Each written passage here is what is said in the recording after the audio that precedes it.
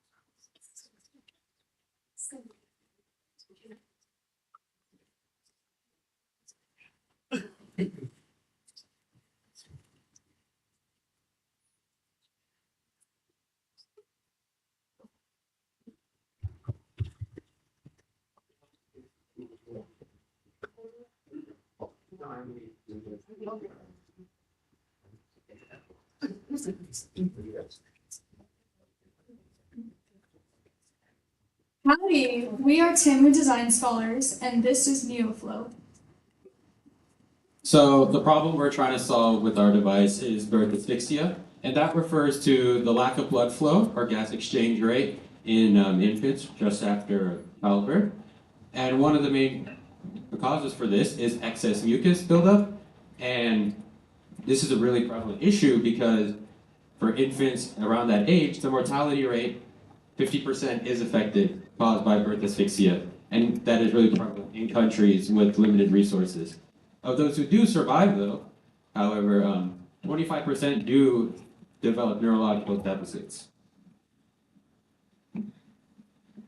Compared to adults, infants typically have smaller airways, and furthermore, a lot of the mucus typically gets trapped in the nasopharynx. So regarding the physiology behind respiratory and mucus getting trapped in children, in infants, gas exchange happens in the alveoli. So air needs to come in through the airway, and then gas exchange will happen in the alveoli, but that can be hindered in infants with a smaller airway. Furthermore, mucus can also hinder this air getting in because mucus traps particles such as dust and bacteria, and then the cilia move the mucus out of the airway. But infants, often born prematurely, can have cilia that aren't working as effectively, and so this can make a need for mechanical suction.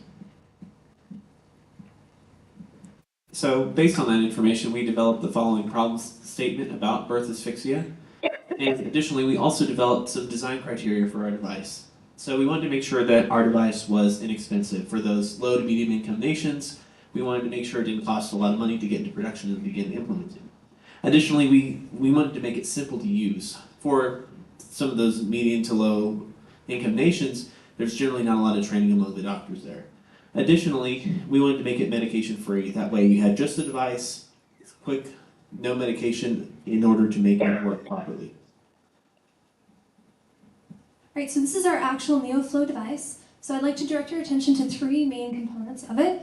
You'll notice we have a tip over here, a tube with some markings, as well as a collection chamber and syringe apparatus. So one of the main components is the tip. This tip is designed with unique inlets so that airflow is going in, towards, and upwards and out of the infant. So let me rephrase that. So all air is going this direction, which will be out of the throat, and it will not be hitting the sides of the throat, causing further unnecessary strain. And then as well as the tube here, we have markings. These markings are to indicate where this device should be inserted, as many neonatals have varying sizes of throats, and we don't want to insert this too far down. So this will be calculated according to a manual for the size of the infant, as well as their weight, if that data is available, as well as the age of the infant. And then this is a close-up of the tip. You're going to notice the inlet valves, which direct the air upwards and inwards as we're sucking it up. So this is the collection and suction component of NeoFlow. So you can see that there's a collection chamber here, and on top of it there is a syringe attached. So when you pull this syringe in a pulsatile fashion, it creates negative pressure to extract the mucus that's obstructing the infant's airways and puts them in this collection chamber. And so just a little bit of an anatomy explanation. So you can see that yellow spot up there, that is the extent of the depth that the tip is going to go into the infant's airway. We want to, it's like the, near the pharynx, we don't want to go too far into the epiglottis or the trachea because that increases risk for the infant. So this is a CAD model of our device with the collection for the mucus and the syringe and the tube attached to where the suction would occur. Predicate devices include the penguin, which is a bowl placed on the patient's mouth, and it is reusable, and it exceeds the maximum pressure of 100 millimeter mercury up to 150. And we also have the D-Lee device, which is a catheter section, and it is attached to an external pressure operator and non-reusable. So both these devices are either not safe or too complicated with different components. However, our solution is low cost due to the cheap material that we're using, and it solves both of those issues. And if you see in the next slide, here is a quantitative analysis and comparison of how our device is better based on the criteria.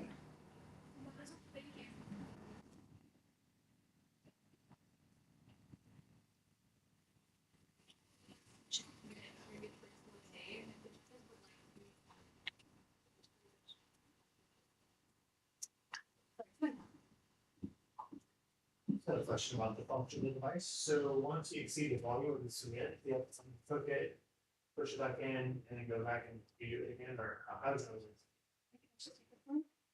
Yeah, it's actually designed to hold it. So when you pull the switch off, that is what you use the device, and then you push it down. We didn't really have time to cover the inner windows, so we will have holes just like this, on this direction. So it'll be a switch on the side. So when you're pulling that switch up, this is escape. But when you're pushing back,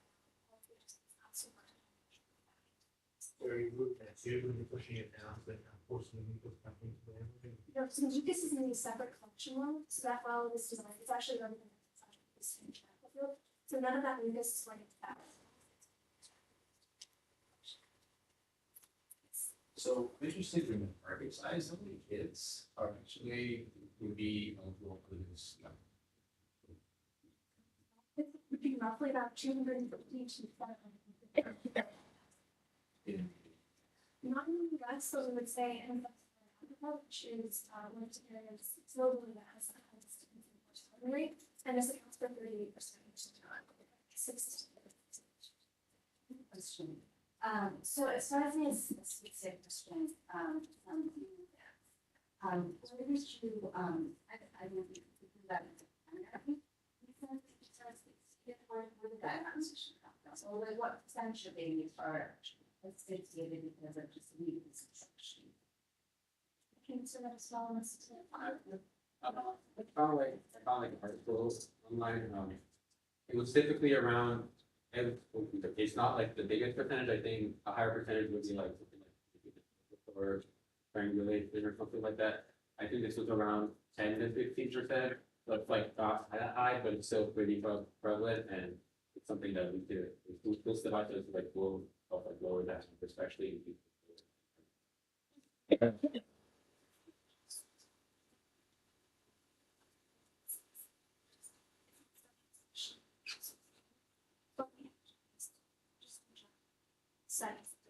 This is like I think the biggest for it would just be in the low income areas where this not essentially, right? So that's the trend to be model after the movie.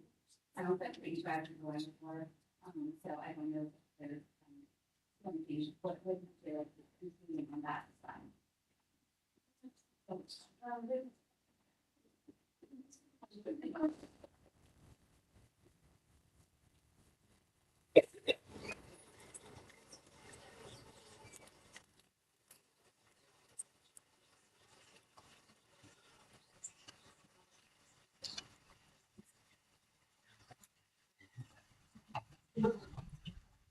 Up next should be UNL Team 3.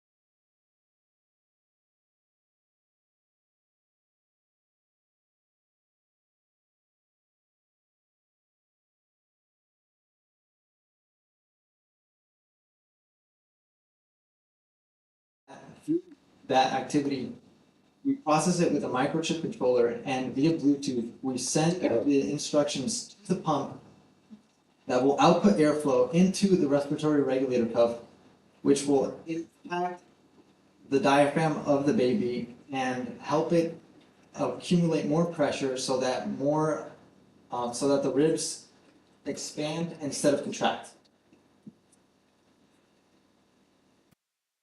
So the phrenic nerve is a nerve that travels from the C4 vertebrae, or that area, all the way down to the diaphragm, and it's what controls the diaphragm's contraction and expansion.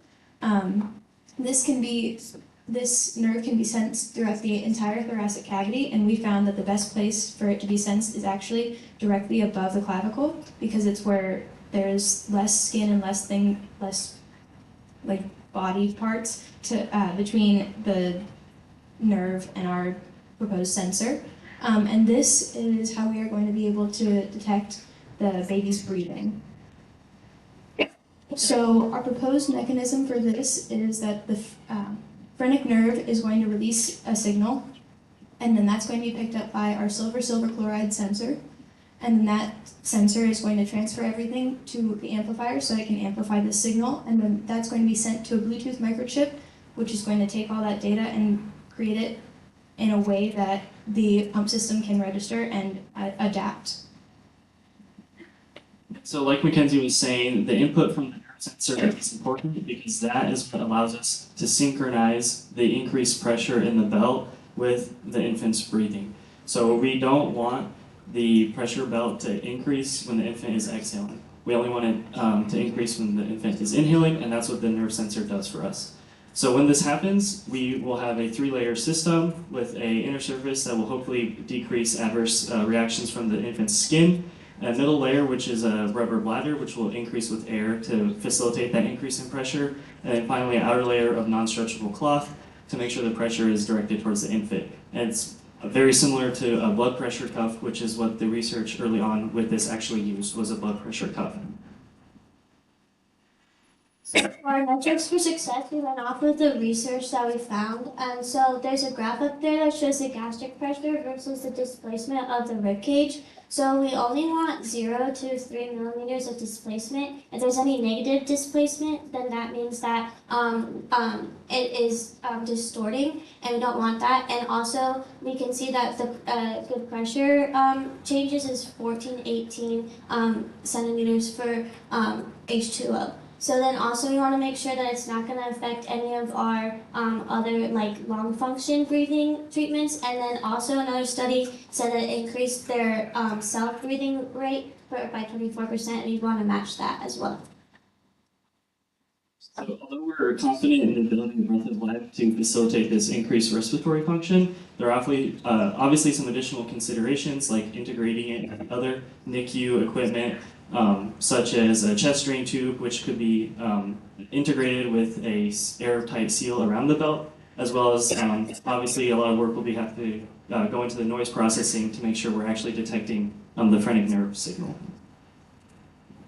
In conclusion, our system and device, Breath of Life, will help these NICU patients behave as if they had healthy physiology, and so that current solutions can prevent invasive care.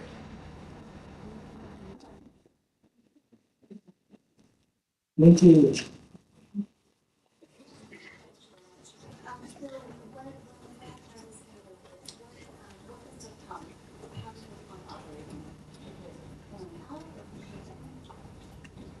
I can answer that.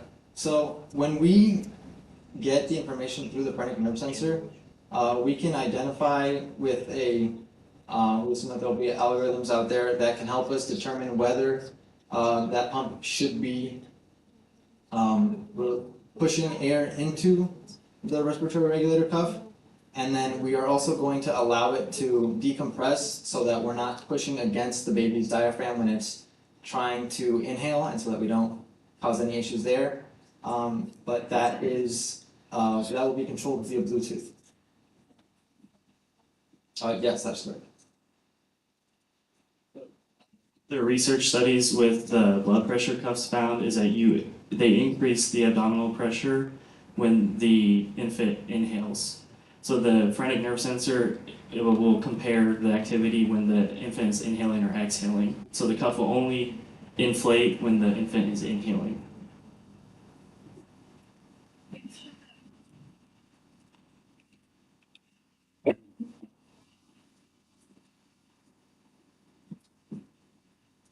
The only related work we found was a study that used a blood pressure cuff as well as just a support, which was just a bandage, which applied constant pressure.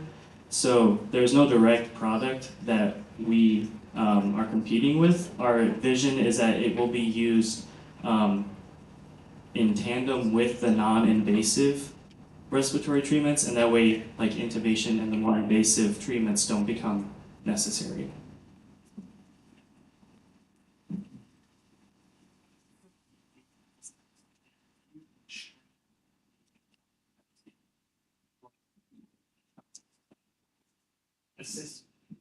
So, like when your diaphragm contracts, it decreases the air pressure in your abdominal cavity.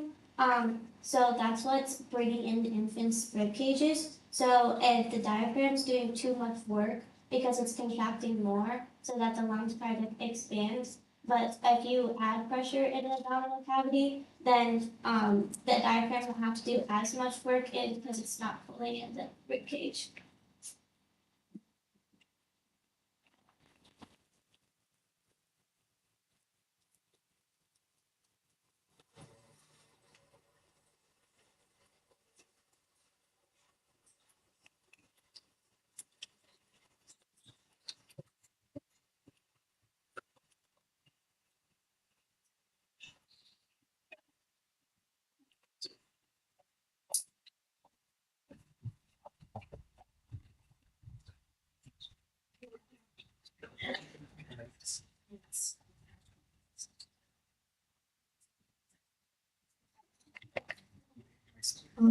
Control Alt Heel is next. Judges, please prepare for Control Alt Heel.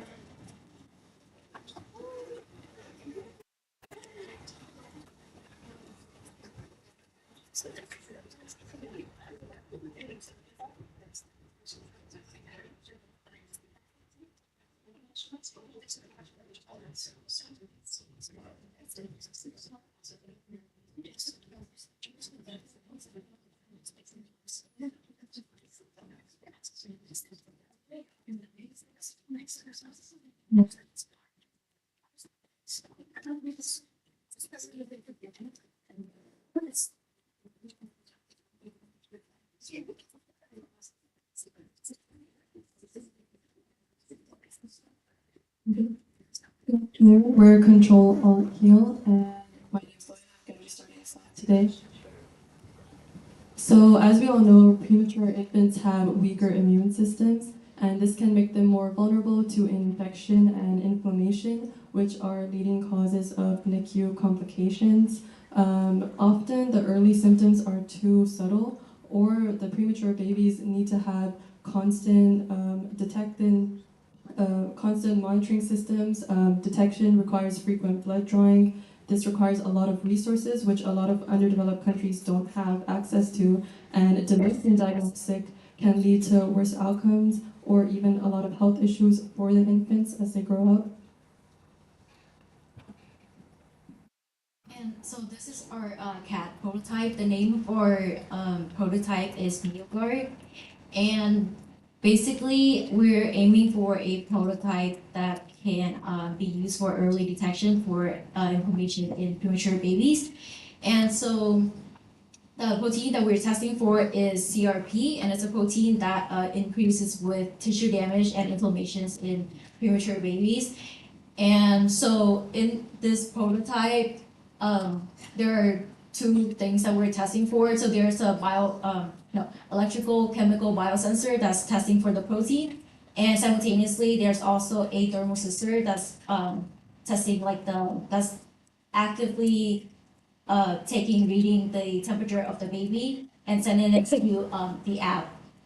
And so here our prototype will have a needle that will passively draw neonatal blood into a reactive chamber where the sensor will pick up the CRP levels and we're able to send that to MATLAB or any kind of data analysis apps for data analysis. So as you can see, there are 3 layers to our prototype, so I will go into detail about each layer.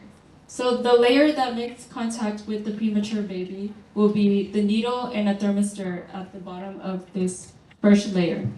On top of it is a block that symbolizes the microfluidic channels that we will use to gather the blood sample. And on top of that is our electronics plate, the middle plate. The electronics plate will be using a microcontroller, potentiostats, cell batteries, and analysis cameras on the electrochemical sensor. The electrochemical sensor will be placed on top of the microfluidic channel and sample our blood. And then the way it works is there is a reference electrode, a working electrode that collects the sample, and a counter electrode. And the electrochemical sensor detects all of the electrical or electron transfers between the antibody and the CRP. So the output, the readout of the electrochemical sensor will be the chemical changes that will then be sent to, or it will be captured by the microcontroller that we have and sent to MATLAB, where it will be calibrated in linear fit, and that will be used to make these plots. And our top layer is just a PETG seal that covers all of the patch, therefore there will be no artifacts. Because we are working with low resource countries, the very important thing is the cost breakdown. So on average, the CRP tests would cost from $9 to $44 per test. In a day, hourly testing would cost about $600, and that because they probably test it hourly. Our product works from 7 days to 14 days, and it's tested hourly for about $30 per minute.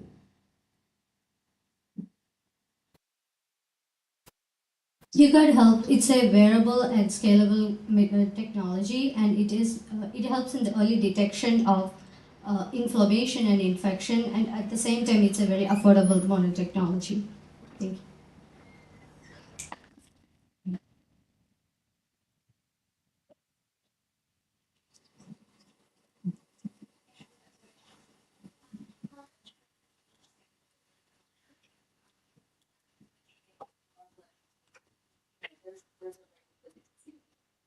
So when the bond and inserting the needle into the skin, so it's clear into a circle. So our needle is scaled down for premature babies, so I don't think it will take up a lot of blood. I think about 2 microliters is needed for the electrochemical sensor, and on top of that, we plan to put our patch in a hot spot because we also have a thermistor that records the temperature of the premature baby. So it might be on the arm, like anywhere where there is a hot spot. So it's like the inner arm or the inner thighs.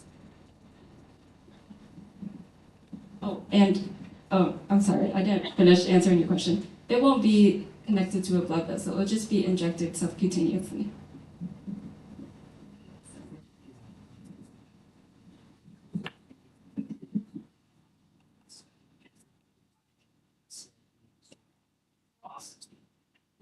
How the existing it's like that's a big reference on maybe hours.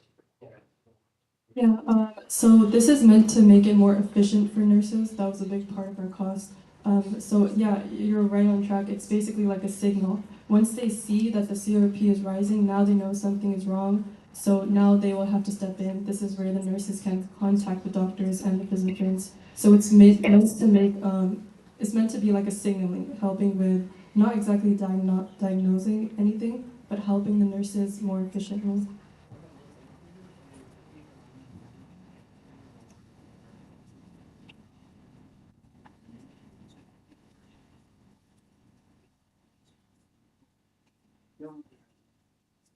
It's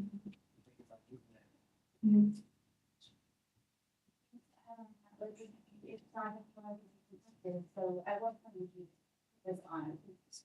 I don't want it on all the time. So I'm just going to say you and what we're going to do with that information.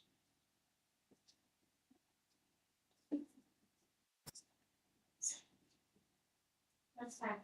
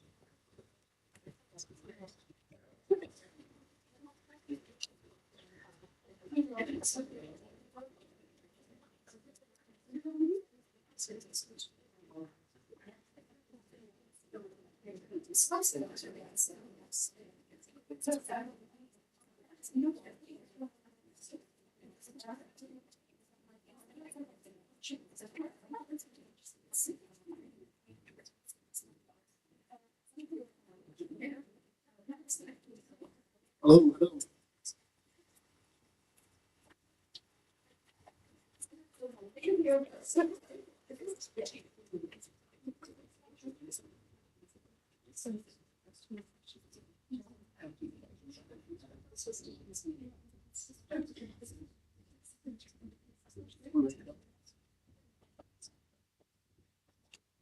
Hello everyone, my name is Caesar. I'm with Avogadro's Army, and today we're going to be proposing a device that optimizes platelet transfusion in NICU infants.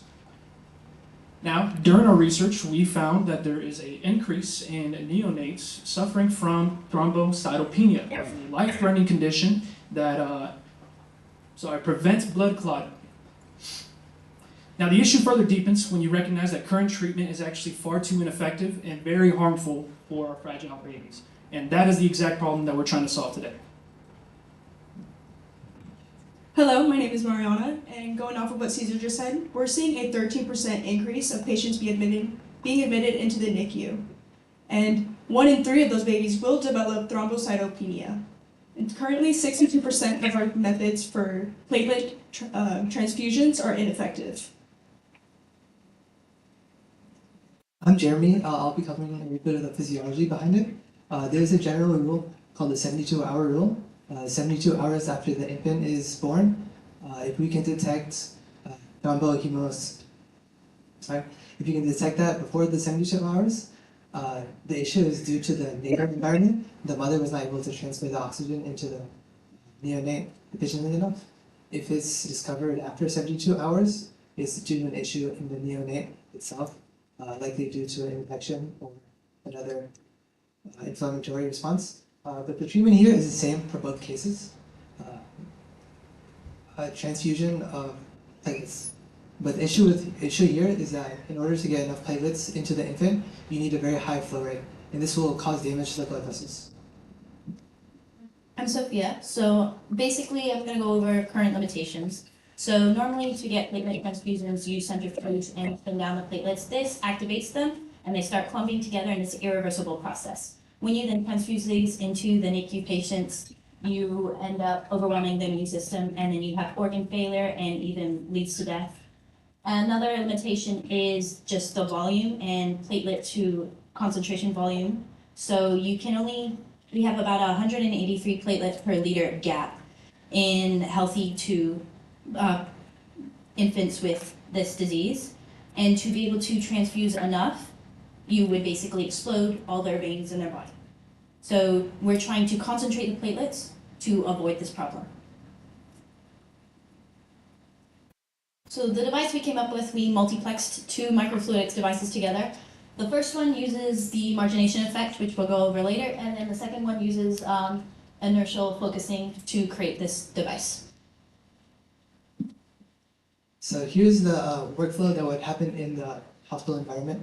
So directly from our blood bag, we can transfer the blood to our device. These are both concentration devices.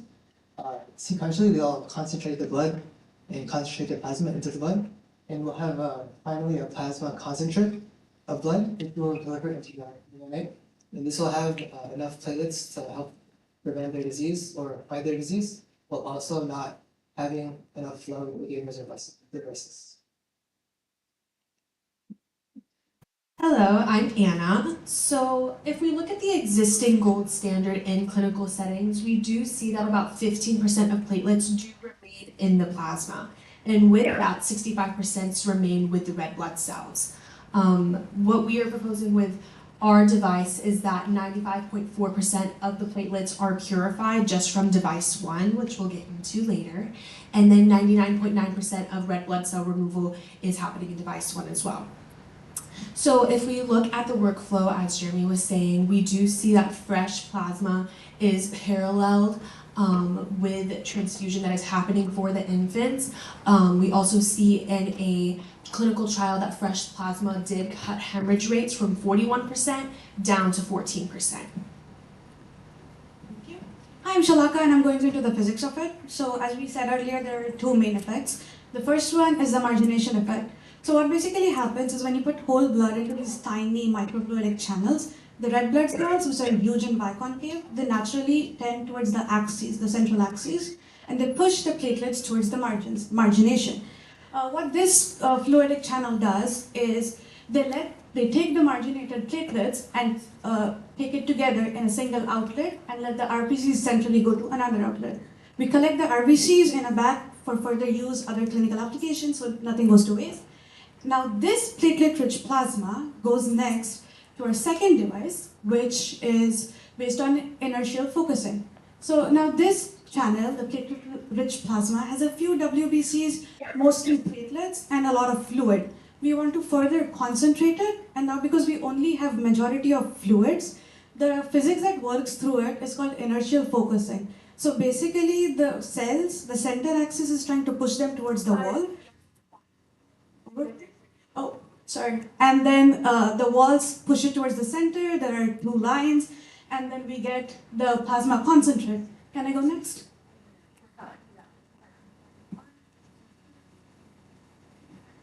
After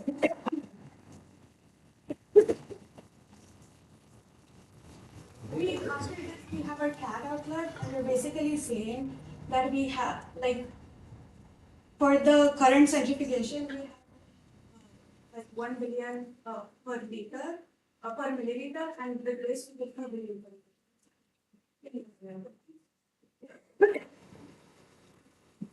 How is it different from the current method of So currently, whole blood is centrifuged down, and then you get red blood cells. You have a buffy coat, which is WBCs and platelets, and the plasma. So while you centrifuge, the platelets are activated, and that activation is unhealthy for the neonates. So that is something that we are trying to avoid through this. The fluid channels act like capillary effects, which stimulates the body kind of, and also because the plasma is 45%, the platelets are barely 2% in it, but we are trying to concentrate it a lot, so the volume to dilution decrease.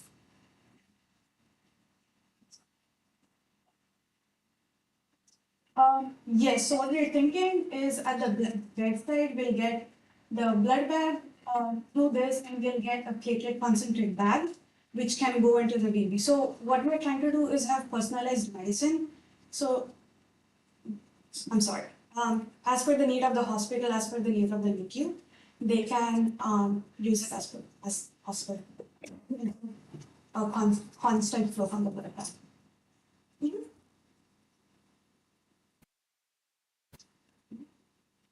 Question? All right, thank you so much for your time.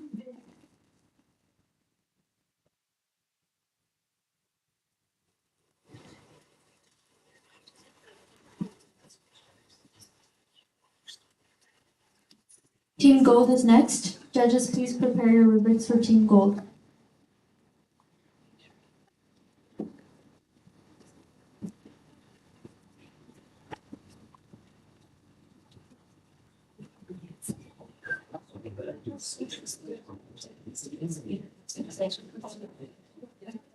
And just as a reminder, everyone, Watson is going to be holding up a whiteboard that says 3 minutes and 1 minute. We're just making sure you guys are aware of it. And for judges, we show the iPad during the Q&A section, so you see how much time is left for questions.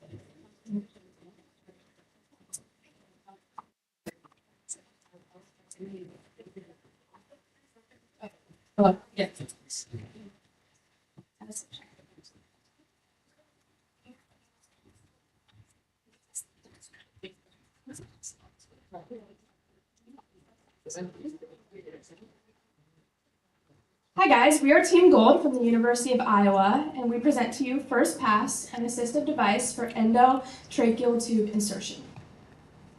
Now, in the United States, 1 in 10 babies is born too early, making them premature.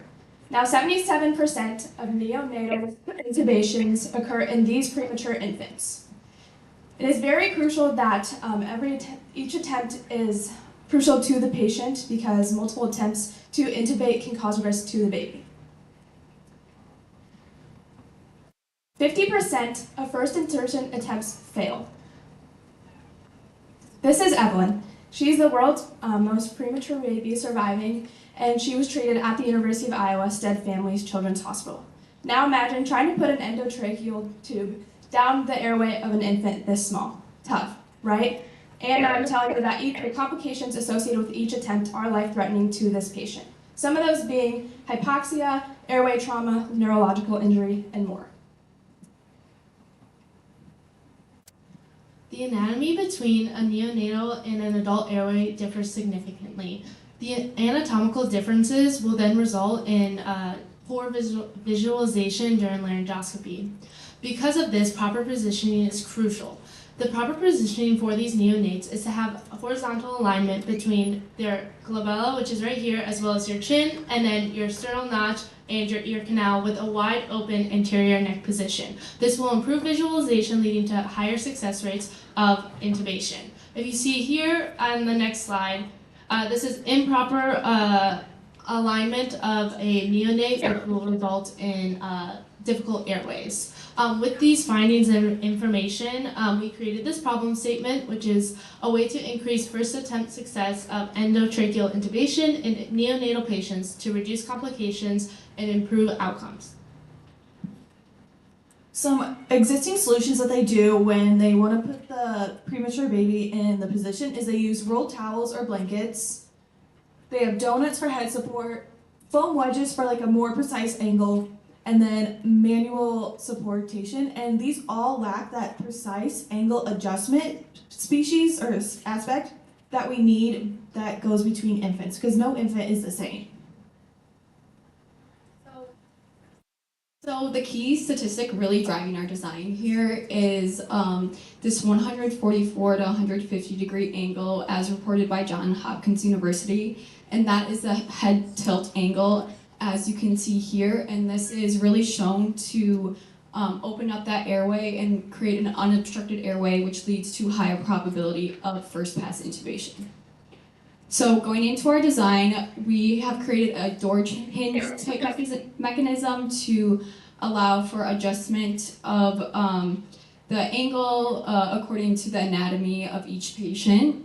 We also, in the purple, will be like a silicone gel-like cushion that has kind of tapered edges to accommodate all head sizes. Also, key aspect is reduced like rotational movement of the head, which is also a really big pain point for doctors performing intubation. Next is seen in pink, just extra silicone padding to prevent any pinch points, irritation at that hinge joint.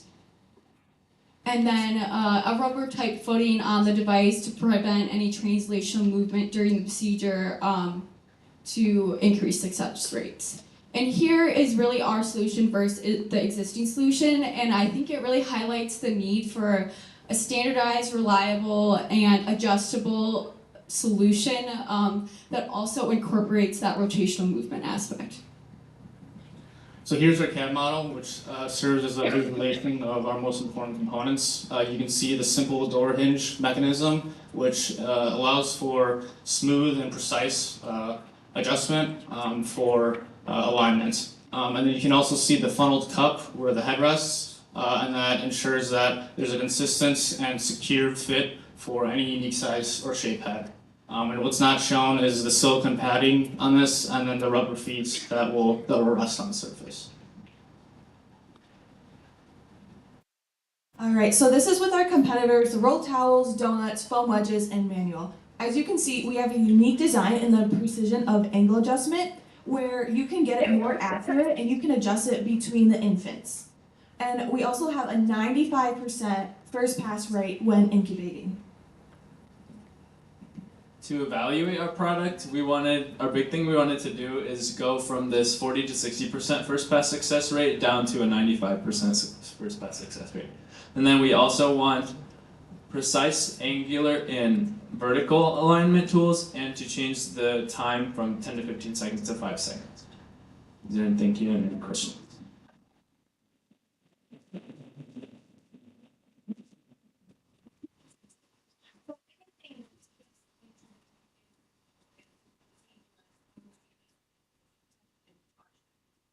I would say the towels or whatever, but it's our easy to do. What kind of training are you expecting that somebody will actually just be able to utilize that? And I mean, how will the nurses be able to accept it? Yeah, so I can answer this one because for the material, it's gonna be like, we're gonna give you the device and it's gonna be set up pretty much made out of polypropylene. And we wanna put a disposable padding, which almost all hospitals have already because they use those in the cribs and everything with the baby. So we're gonna put that over the silicone padding, and then they can just remove that between cleaning and everything, so they don't have to go through the process of cleaning and trying to disinfect the actual product itself. As for training, a lot of it is gonna be part of the actual protocol that they need to learn to intubate a child, because our design is to help with the visual of seeing like the right position and everything without a video camera that they use most of the time. So it's just kind of like getting that proper position, and I think it wouldn't take any extra training that they already do to intubate a child.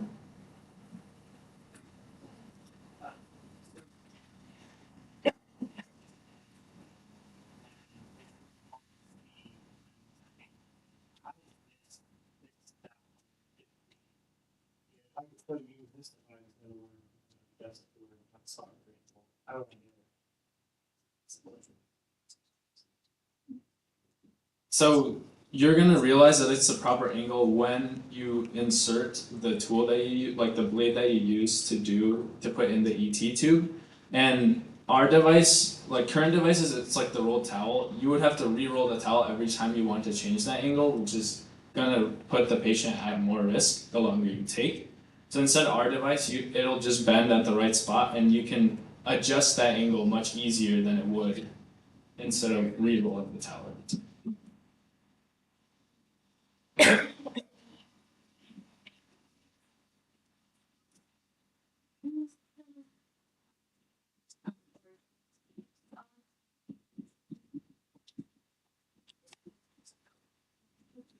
Me too.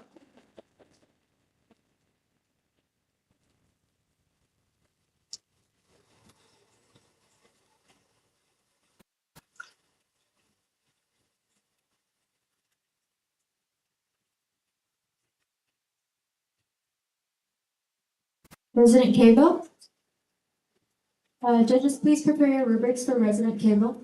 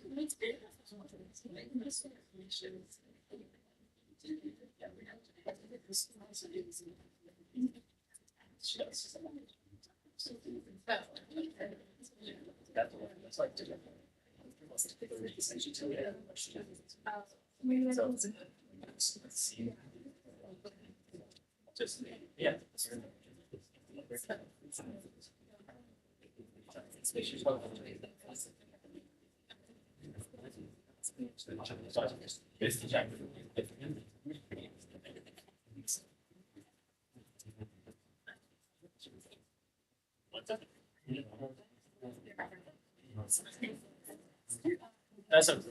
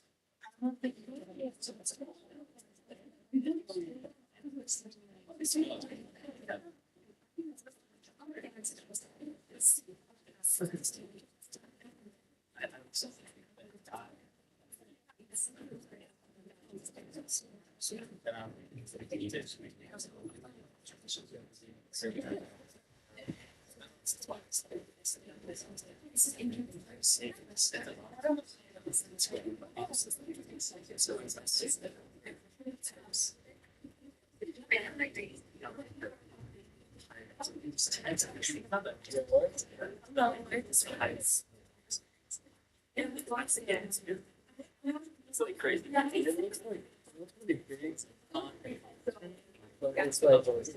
spread out. I like the. Yeah, everybody else is going. Have to like take a picture of it. But if we take a picture of the like back of the south and the fluids,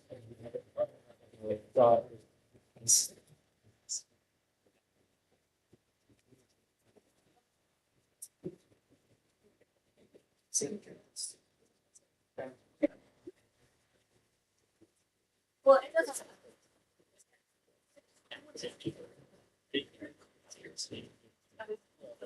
There's also.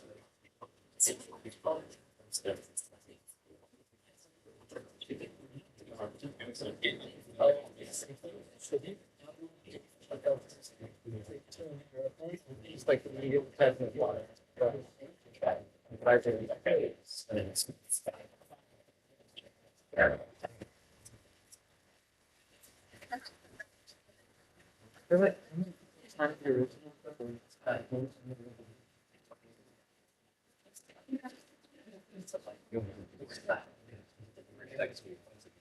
That's why mine.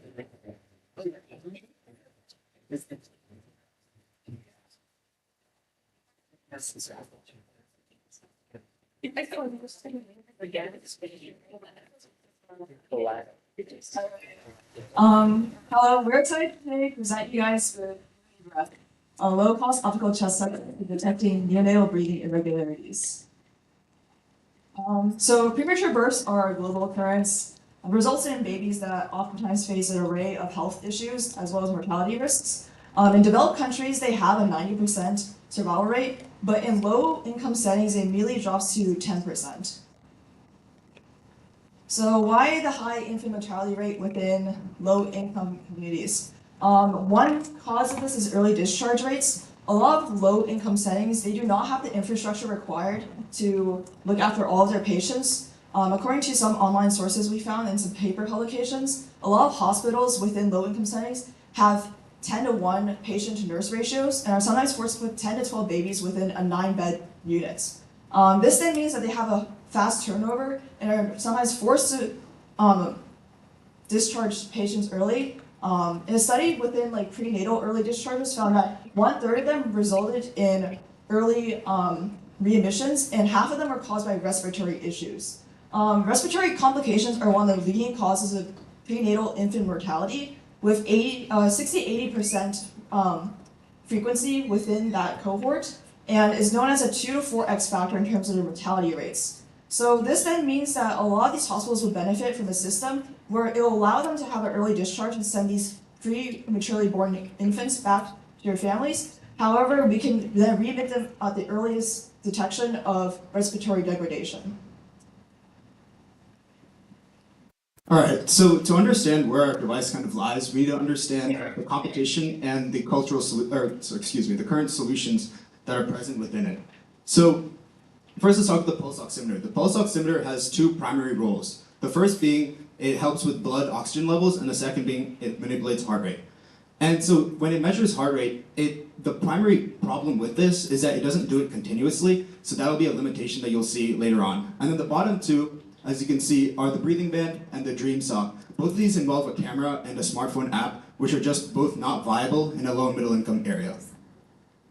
So now let's discuss the respiration physiology. First, for inhalation, your chest expands, your diaphragm contracts, and then your stomach expands. And then for exhalation, it does the opposite. The chest and the diaphragm kind of relax, and so does your stomach. And so as you can see here, the baby breathing, it's supposed to be a GIF, I guess.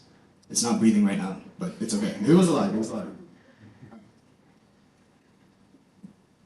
So our basic idea proposal is that we have an elastic band and an optical sensor that's in a 3D printed encasing. And so the basic principle of our design is that as the baby breathes in and out, the chest cavity would expand and contract. And that would correlate to a stretching band and a contracting band. And we borrow an idea from pulse oximetry here where that stretching of the material would allow more light transmittance to hit a photodetector. And this would cause maybe a corresponding signal to the respiratory rate of the baby. We can help diagnose breathing irregularities with this kind of system. And so we have kind of a basic circuit prototype here. We use a transimpedance amplifier to kind of amplify the changing signal, and we have a bandpass filter to isolate the frequencies that are respective to breathing patterns. In terms of the mechanical subsystem, we have two different components. Firstly, the upper part, which houses not only the OLED module, but also the battery and PCB, along with plate inlets, which allow the component to be fastened in and out. The photodiode is also housed in the lower plate, and we have space for the band to expand. And here's a quick list of our parts, and the main thing to point out is that we have a cheap overall price, $862. All right, great. So now we talked about the design, we need to consider some of the product criteria in terms of how it's actually succeeding. So first is accuracy compared to the spirometer, which is a more high accuracy product in the market. The second is affordability. We want hospitals to be able to afford to buy this preventive care measure. The third would be product lifespan to about 1 year, be active for about 1 year for each patient. And the fourth would be profitability, to make sure that companies would want to invest in this, having an operating profit of about 10% for this healthcare sector. So some design limitations, of course, is accuracy. Having an LED and a photodiode, of course, will have some ambient sound in the background that will affect with the accuracy, along with causing motion artifacts. The second would be the product lifespan. Having the material itself stretch out over time, we might need to do some more research on that and how it will affect our results. The third would be the affordability. Just the battery needs to be continually used and then replaced, along with the maintenance of the electronics in the system. Thank you.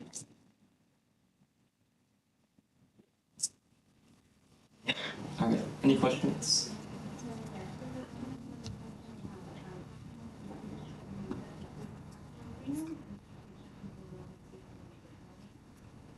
So our thought is we could perform a Fourier transform on the data, and so since breathing is an oscillatory signal, you'll see that appear as like a frequency that's greater than 0, whereas like translational movements would appear as like a DC component, which you can filter out with like a bandpass filter for the relevant range of frequencies we want to investigate for the breathing.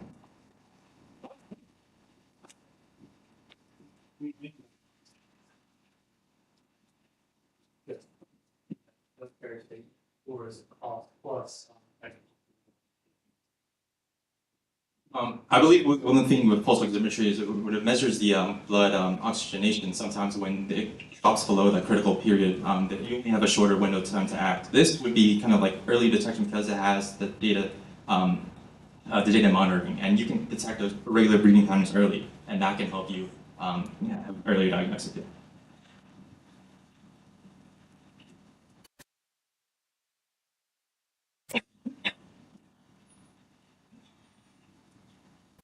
Thank you.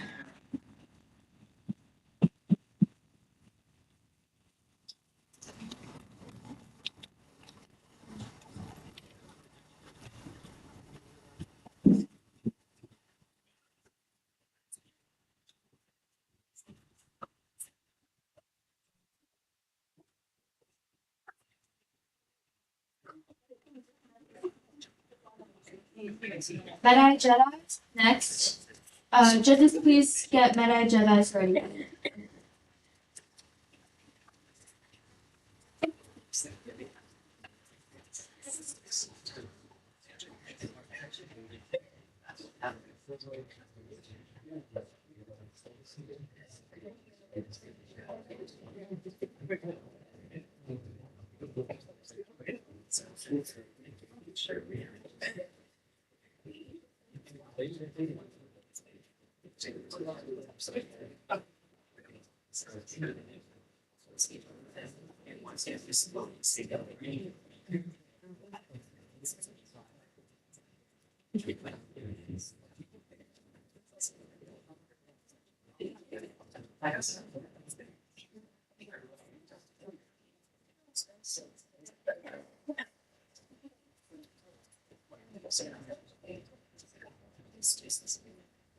Yes.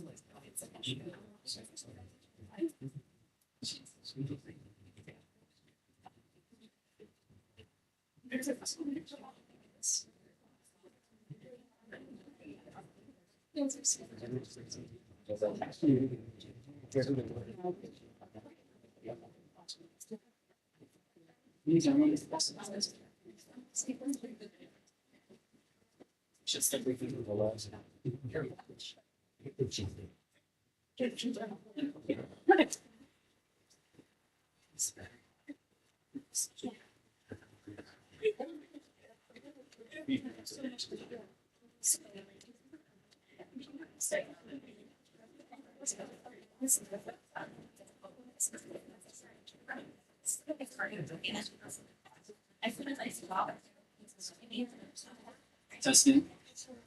Ready to pump it up and wiggle some babies with the dachi. My name's Josh. I'm Maria. I'm Inigo. And I'm Nui. Before we get into our solution, I want to introduce you to the issue. A lot of premature babies have acute respiratory distress syndrome. This is a syndrome where when they're born, a lot of the oxygen that's going into their lungs, it's being depleted due to the alveoli kind of depleting and kind of like squishing down basically. So they're not able to breathe normally, which causes a lot of deaths. It actually causes 40 to 60% of deaths in babies. So what is currently being done for ARDS? We use ventilation. Most common is the conventional ventilation system pumps large parts of air into the lungs, inflates them, and helps the babies breathe. And then in more severe cases of ARDS, we use high-frequency oscillatory ventilators, HFOVs, which do a little bit different in the sense they do short breaths of air. But with any ventilation system, you have to be very precise and controlled. Otherwise, it leads to severe issues with brain damage, or even too much oxygenation can lead to blindness in the babies, and sometimes even results in death. Right, so how does HPOV work? So it actually uses tiny rapid pumps of oxygen mixed with other gases. So it's kind of a mixture to pump the air at 900 times per minute. And so I don't know if you guys are able to see, but there's going to be a chest wiggle factor, which we'll show a little bit of video. And this is a way that clinicians use to kind of see how much air is actually being pumped into the chest of the baby to kind of see how much of the tidal volume. But this is a very qualitative measure, and it's not very quantitative to see how much you're actually able to pump in there. And then this is just some pressure mechanics of the high frequency oscillation ventilation system. And you can see that it's more of a sinusoidal kind of wave, and we'll get back to that in a little bit. What are these current limitations that we have? One, it is an electromagnetic-based device, and so it creates variable amplitude stroke, which means it creates this jiggle whenever we are looking at these measurements. And two, that tidal volume we were talking about is what clinicians need to use to be able to understand what's going on with the babies, but it can't be quantified, and so that leads them to use the chest wiggle factor as a qualitative way of looking at it. Three, the long tubing from the oscillation device to the babies causes dampening as the oxygen has to flow through so many feet of wires to just get to them. And then as these vibrations go, it leads to wear and tear over time as in any device. And porous bias flow can cause CO2 rebreathing, which is obviously not good for the babies. So that brings us to the Scotchy. Essentially, the name comes from the rotary measure called Scotch yoke, which essentially uses a rotary motion and turns it into linear sinusoidal motion. And here, essentially what we have is the piston is going to replace the role of the oscillator and provide air to the babies. So essentially how it's going to work is that there's going to be a standard DC motor, which is then going to power the arm of the rotary motion. And that captures the mechanical subsystem of the Scotchy. The second part, which we can call a fluid subsystem, consists of a T-valve. One part of the T-valve has the piston pushing and slamming air into this endotracheal valve, which is situated very close to the infant, as to avoid those long tubing losses that we discussed earlier. These left and right valves are respectively an input for the air mixer, which is crucial because we need to calibrate precisely how fast that air mix is going to go in, so all of the dead space, dead volume, can get flushed out through this right port, which is open to atmosphere. This maintains a steady, mean airway pressure, which is crucial to ensuring that the baby's lungs are safe and secure. Next slide, please. So this is just a simulation of a standard HFOV. This is just a standard sinusoid. We simulated Scotchy using dummy variables, and we found precisely the same performance. So we are achieving the same performance at a fraction of the cost and resources. So this is especially important in low-resource hospitals that don't have access to many HFOV systems, especially because these can cost upwards of $80,000. In comparison, our system is less than $500. Similarly, this is able to be powered by less energy than is required to light a light bulb. And then since it addresses the wiggle factor being able to be quantitatively measured, we are then able, this reduces the risk of having to constantly monitor the babies and not knowing the tidal volume. And then to regulate this, we are going to be pursuing the pre-market notification by looking at current bag valve mass devices, and then also by measuring with our parameters that we've determined, and then by ensuring that these meet the safety ranges, we are then able to align with both FDA standards and industry standards. We want to thank you for pumping it up with us here at Scotchy today. Thank you so much.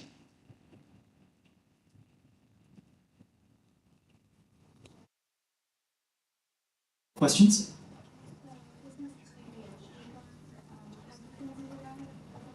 Precisely. The current system, a hospital may have a few of these massive machines as tall as you or me that are incredibly expensive, difficult to operate and maintain, and are like black boxes for the clinicians that are working with them day to day. Meanwhile, this minimum value product can be dispersed, bought in batches, used across many different neonatal care situations in many different hospitals.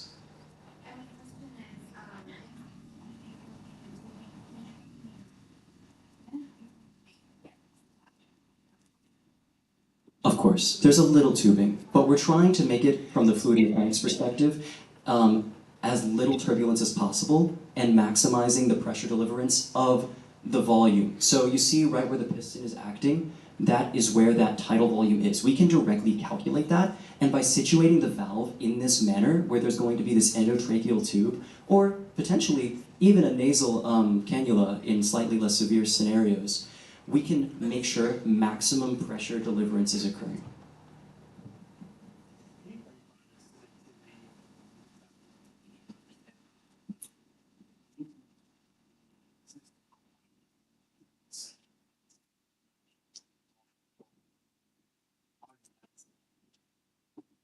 So with the wiggle factor, it's the tidal waves from our research in the literature. We found that there is no quantifiable way to look at the tidal volume. However, that's why clinicians look at the wiggle factor, the chest wiggle factor, to make sure that babies are getting those puffs of air at the frequency that they need to be, and that their alveolar being able to open up because of that oscillation happening in their chest.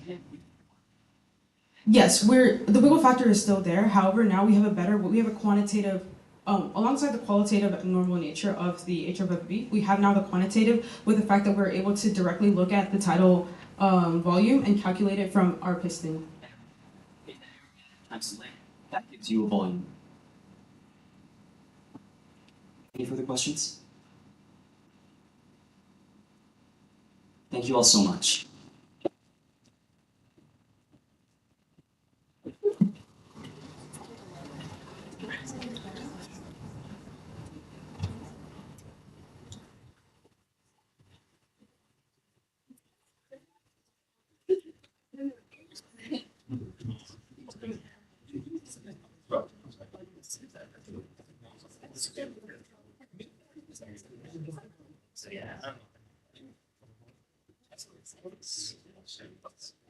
They just said. WSU Bioshock is next. Judges, please prepare your rubrics for WSU Bioshock.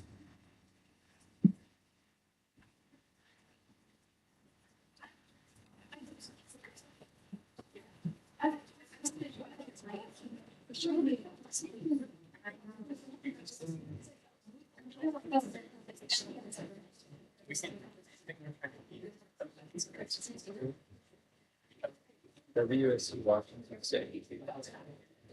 So, you guys brought it.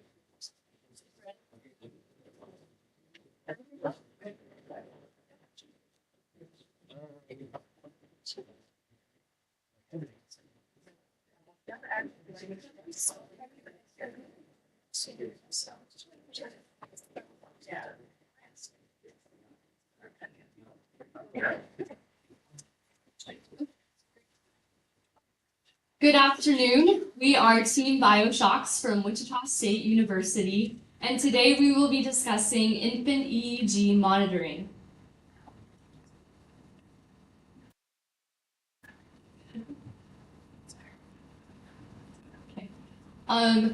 We are addressing the problem that in many NICU areas there is a lot of noise and surrounding sound caused by medical devices and just operations going on. And also within this location, EEG monitoring is very important to address neurological conditions for these babies. And often though, the external noise can cause disruptions and improper measurements and diagnoses and improper care for children. And so we want to address this issue by regulating the noise that is incoming, and also getting better and more accurate signals with EEGs. So every year, 12 to 15 million babies are born premature. And of those, 2 million are born and they will have neonatal seizures. And that's not even including other pathologies that EEGs can monitor for. So really getting quick, accurate EEG measurements is the difference between life and death for hundreds of thousands of babies. So the electrode placement is based on a standardized EEG system.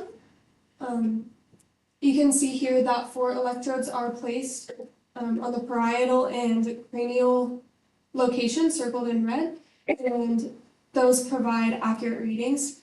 And there's 1 ground electrode placed on PZ circled in green, which provides a reference and reduces noise. Some of the current solutions today can help deliver this critical data by reducing the stimulation that's coming to the baby, or also having a custom sensory mapping for EEGs. But although these are really good on their own, they still have possible failure to diagnosis as well as inaccurate data. So what is our product?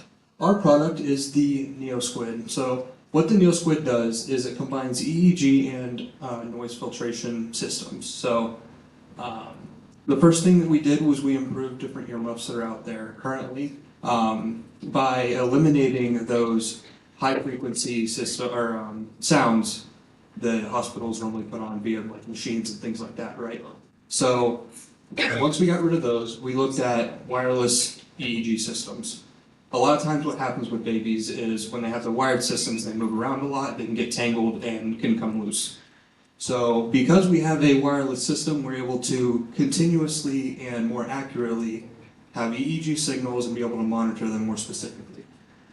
Because it is also wireless, it allows for less human involvement, therefore eliminating the potential for human error.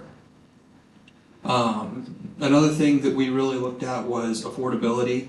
So compared to our competitors, we looked at different materials we can make this out of to make this cheaper for hospitals around the country. Yeah, so just to kind of clarify on some things. So this is like a fully paired system, so this will come as one. And so this will kind of reduce a lot of the effort that nurses or doctors have to do in the NICU. So it kind of reduces all these different wires that are around, all these different products that are around. They can have a quick and easy way to apply this EEG and kind of get that reading back. So that'll be really helpful. Also kind of reducing that noise that the EEGs get. That's kind of our key point here. So yeah, like we mentioned, that sound the baby gets, that can kind of disrupt them, introduce a lot of stresses that will disrupt that EEG signal. So that's kind of our target focus, but it brings in a lot of other benefits as well. So some key technologies that we're using is kind of those earmuffs that you saw earlier. Those are going to be targeted towards mimicking the womb simulation. So that's kind of a cutoff frequency of about 500 hertz. So though any frequency higher than that or higher than 45 decibels, we found that that can be kind of harmful to the infant ear. So we're kind of targeting that sound range, keeping it low, keeping the stress environment very normalized for the infant. The wireless aspect also reduces the need for extra staff by reducing alarm fatigue, as well as the reusable aspect, which improves accessibility in low resource settings because it is reusable and doesn't use as much material, which can burden the hospital. Thank you.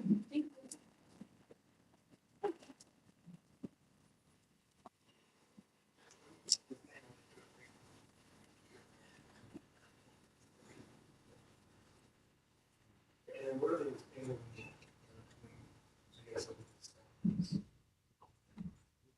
So if you go back to the diagram of the 4 probes. So those 4 little fingers, I guess you could look at them as, they're coming off of that. So a lot of the housing is going to be in that bigger area that you saw, but those probes are adjustable because every baby's head is going to be different, right? So it's all adjustable according to the head, and then those little probes are actually what connects to each section of the brain. So that's where we get those electrical signals from. So if you could go to the, so it's a little hard to see, but there is a way to adjust how tight this band is going to be, so it fits snug on the head, as well as those indents. These little probes are able to extend and rotate according to the head dynamics and how it looks. Any other questions? So, yeah, so we did research on different polymers and different silicones to make it cheaper. While I don't have an exact number for you, we do have a general idea, and we are pretty confident that we are very confident it will be cheaper than what's out there. Hopefully, if you guys decide that we move on to the next round, that's something we could look into for you guys. Same devices into one. They're not compatible with each other right now. So these are compatible with each other and they improve accuracy as well as lower costs. So it's the 1 + 1 = 2. We can create them for a lower cost and sell them for a lower cost as well. We don't know the exact price breakdown quite yet, but that is something that we would definitely research in the future.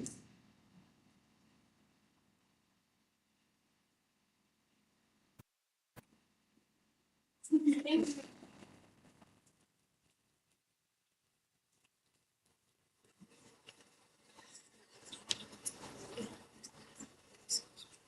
Fire wizards? Judges, please prepare rubrics for bio wizards.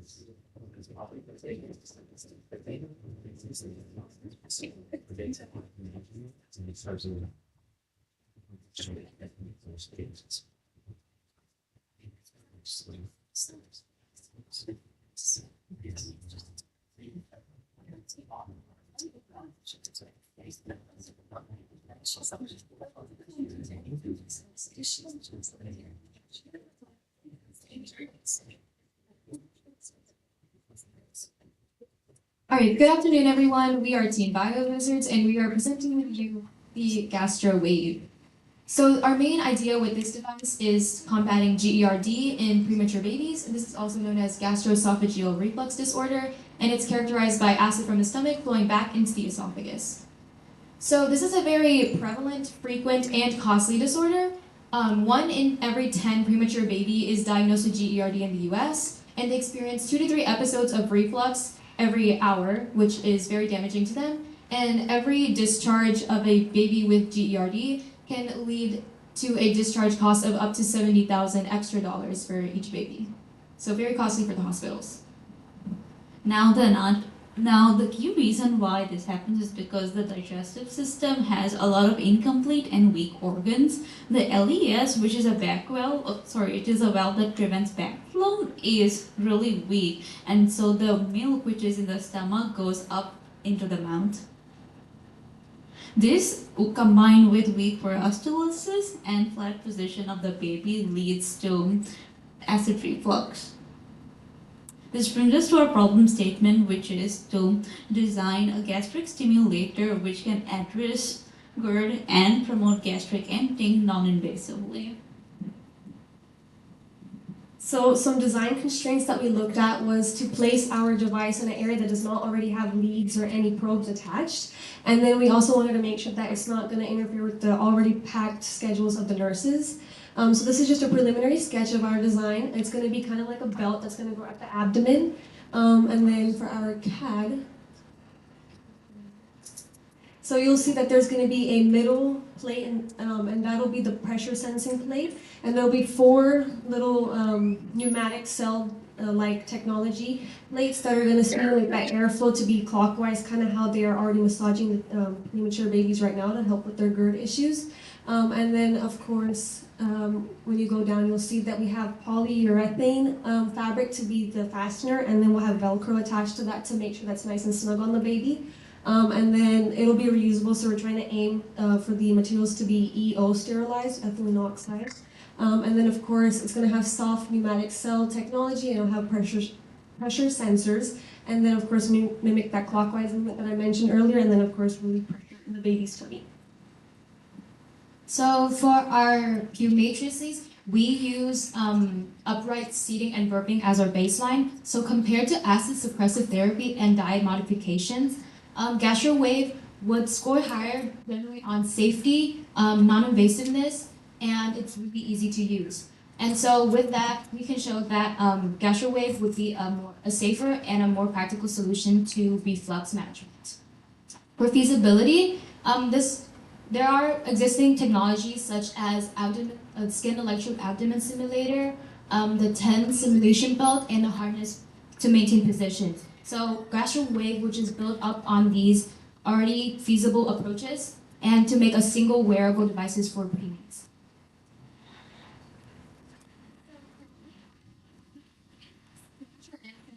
And infants up to 28 weeks old.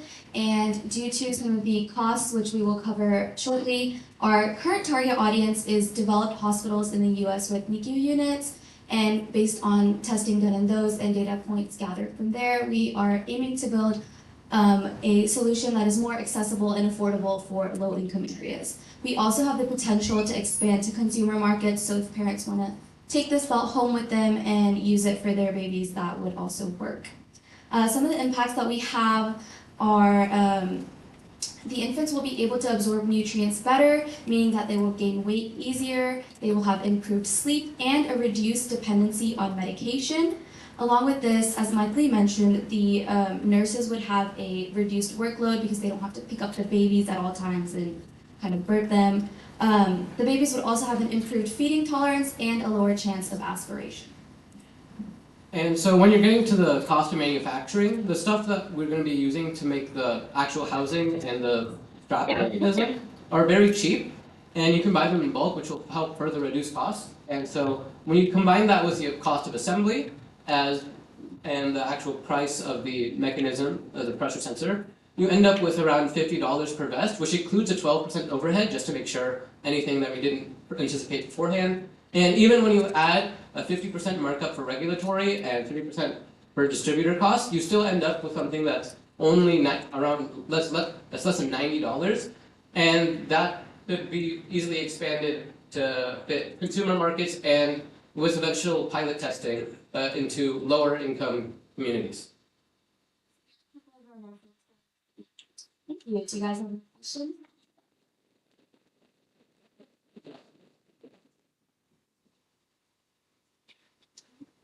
So the idea about the effect determines when there's a gap in pressure, then it starts to the idea. It's like a check system, so that way when the massage is happening, it's not going to exceed. Could you just pull them up a little? So I can yeah. It's like a cutoff of like 0.5 to 1 Newton, so you don't want to exceed that and then, squeeze too hard on the premature baby. So it's kind of like a check pressure sensor. They're doing clockwise massages, burping, putting them upright, so kind of like automating that in a way. And in addition to this, we made sure that our system is already in compliance with what nurses already do. So it won't get into the way of any of the wires that are required for the other life support functions. And it also allows for skin-to-skin contact for like kangaroo care, for example. So you can also, like if a baby is feeling fussy or they're having colic, some other digestional issue, you can burp them and have the additional stimulus to help soothe them and get the obstruction out of their stomach.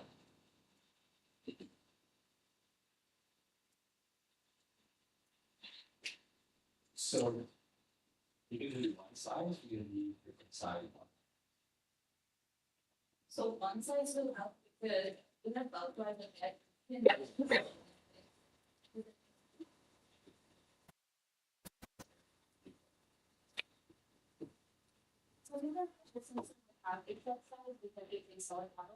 But our polyurethane band could be adjusted to be resizable. So the sensor itself would sit over the stomach and it would be like over the stomach, so it would fit like pretty much anything.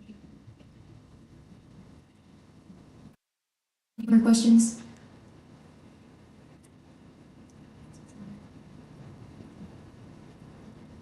All right, thank you guys.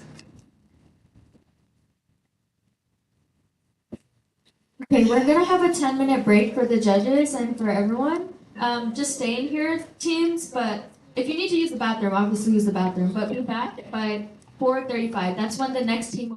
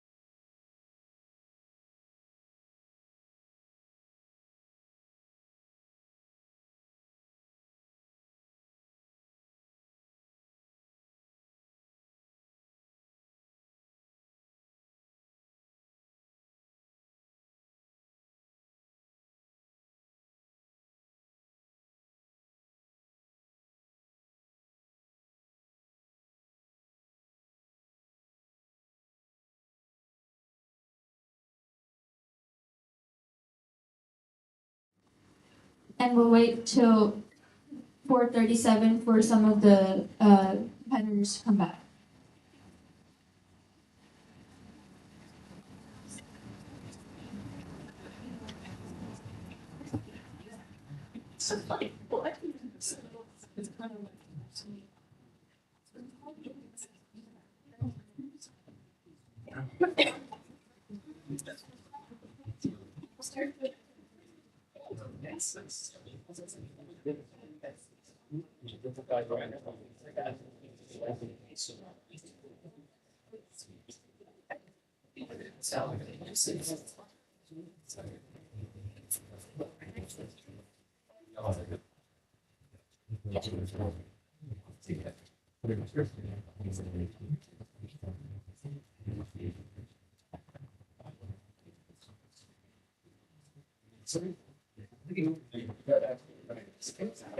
Okay, we're ready to start presentations.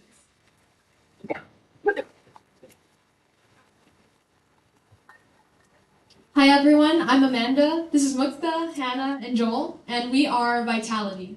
So we came up with a device called Preemie, which is a preemptive method for respiratory issues for preemies. So our problem statement was that preterm babies require a reliable device that can regulate sleep apnea as well as prevent mortality in SIDS. Also, we do want to mitigate harmful problems in current solutions. Currently, 2,300 babies in the United States die per year from SID. Sudden infant death syndrome is the sudden and unexplained death of infants younger than a year old. Because there is no known direct cause of this syndrome, it is very difficult to predict. However, there are factors that indicate higher risk. The factors that our product address are proper sleeping conditions for babies, as well as the complications that arise with being a preemie. Preemies are at higher risk because of their underdeveloped brains and respiratory control, which leads to sleep apnea, which are pauses in their breathing. The type of apnea that our product addresses is central apnea. Central apnea is induced by issues within the central vascular system within the baby. What occurs within healthy humans is you have pacemaker neurons within the brainstem that send electrical signals down to the respiratory system and induce regular rhythmic breathing. Within unhealthy NICU babies with unhealthy central nervous systems, you have the same neurons firing erratically at the wrong pace, which causes these large gaps in breath within these infants while they sleep. 54% incidence of apnea within babies are born after 30 to 31 weeks, and almost 100% of babies born less than 29 weeks have sleep apnea. Current treatments for sleep apnea are the CPAP, which, while effective in opening up the airway, lead to nasal scarring and discomfort for the baby. And the other method is methylxanthine stimulants, such as caffeine, which, again, while effective in stimulating breathing for the baby, lead to jitteriness, sleep disruption, and feeding intolerance. So another important issue that we needed to discuss was the importance of positioning. So after speaking to a NICU nurse, we learned that it's very important to keep the baby in a neutral sniffing position. So essentially their head is like angled upwards. And this is to open the trachea, which limits SIDS, which prevents respiratory issues. So one current solution is the Palpra. It's a vibrating mattress. The co-founders of Palpra have studied into stochastic resonance, which basically makes sure that the pacemaker neurons fire at a proper pace, which allows for the baby to sleep normally with a normal breathing pattern. However, the issue is that it is FDA approved only for babies who have been exposed to opioids. The second one is pretty simple. It is just a hand towel that is rolled up and is put under their shoulder blade. However, the issue is that sometimes these nurses don't know exactly how to position it, which can cause incorrect positioning of the head, leading to obstruction of airways. So our solution is the Preemie, which is essentially a nest, and it combines a headrest that's removable. So this is for the neutral sniffing position of the Preemie's head, and we also have a vibration compartment. And on top of these vibration compartments, we also have swaddle straps, and this is to swaddle the Preemie's arms as close to the face as possible for skin-to-skin contact, and same for the legs to have skin-to-skin contact. Now to go into more detail on the vibration compartment, the vibration compartment utilizes stochastic resonance. So this is like randomized vibrations that basically signal the baby to breathe, which is based upon the sleep apnea research we did. So on this plate, we have a motor that spins, and we have our microcontroller here that randomizes this motor through randomization code. And basically, the nurse just has to press the on or off switch, and these vibrations would be at the bottom of the nest, which is like upwards on the baby's back, and this just operates at all times. And this nest and Preemie essentially is portable, and headrest can be removed when the baby needs to be rotated every 3 hours, because there is the supine position, side position, and belly position. So we are accounting for all those factors. We also have our order of layering here, so that we have our TPU plate, silicone foam, and then we're using bamboo viscose cloth, and that's where the baby sits on top of.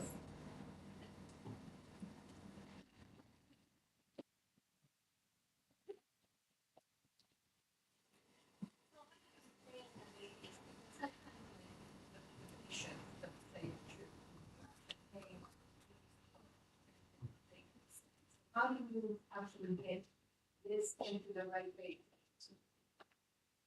This would be for preemie babies in the NICU from 28 to 32 weeks. So in general, it would be used for all NICU babies.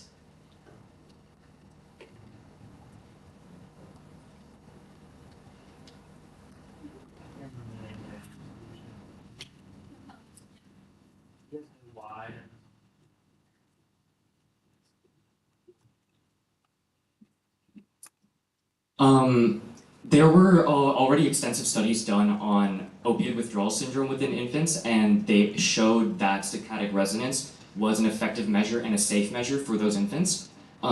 There are still clinical trials being done for sleep apnea, but those are still in progress. Yeah. Thank you.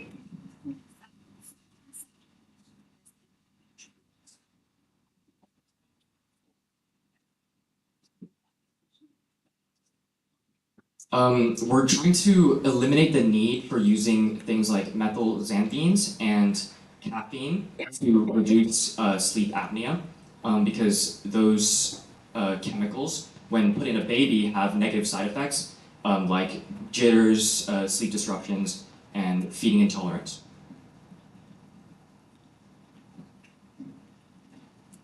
The Propella also is an entire mattress. This would be just a nest, so this is much more portable, and yeah, essentially it's just much more portable. Yeah. So you mentioned that how does that this is more cost because you have to have for each baby. So how do you make it prevent that? So the moving every 3 hours thing is actually something we found out from speaking to a NICU nurse at St. David's Healthcare. So that's just general practice that she shared with us. So either way, the nurse would have to rotate the baby. The only extra step she has now is removing the headrest. Thank you.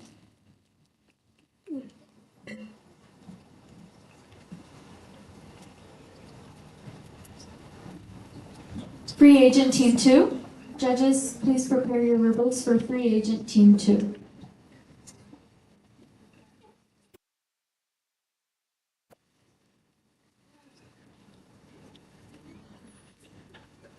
Jesus, hello.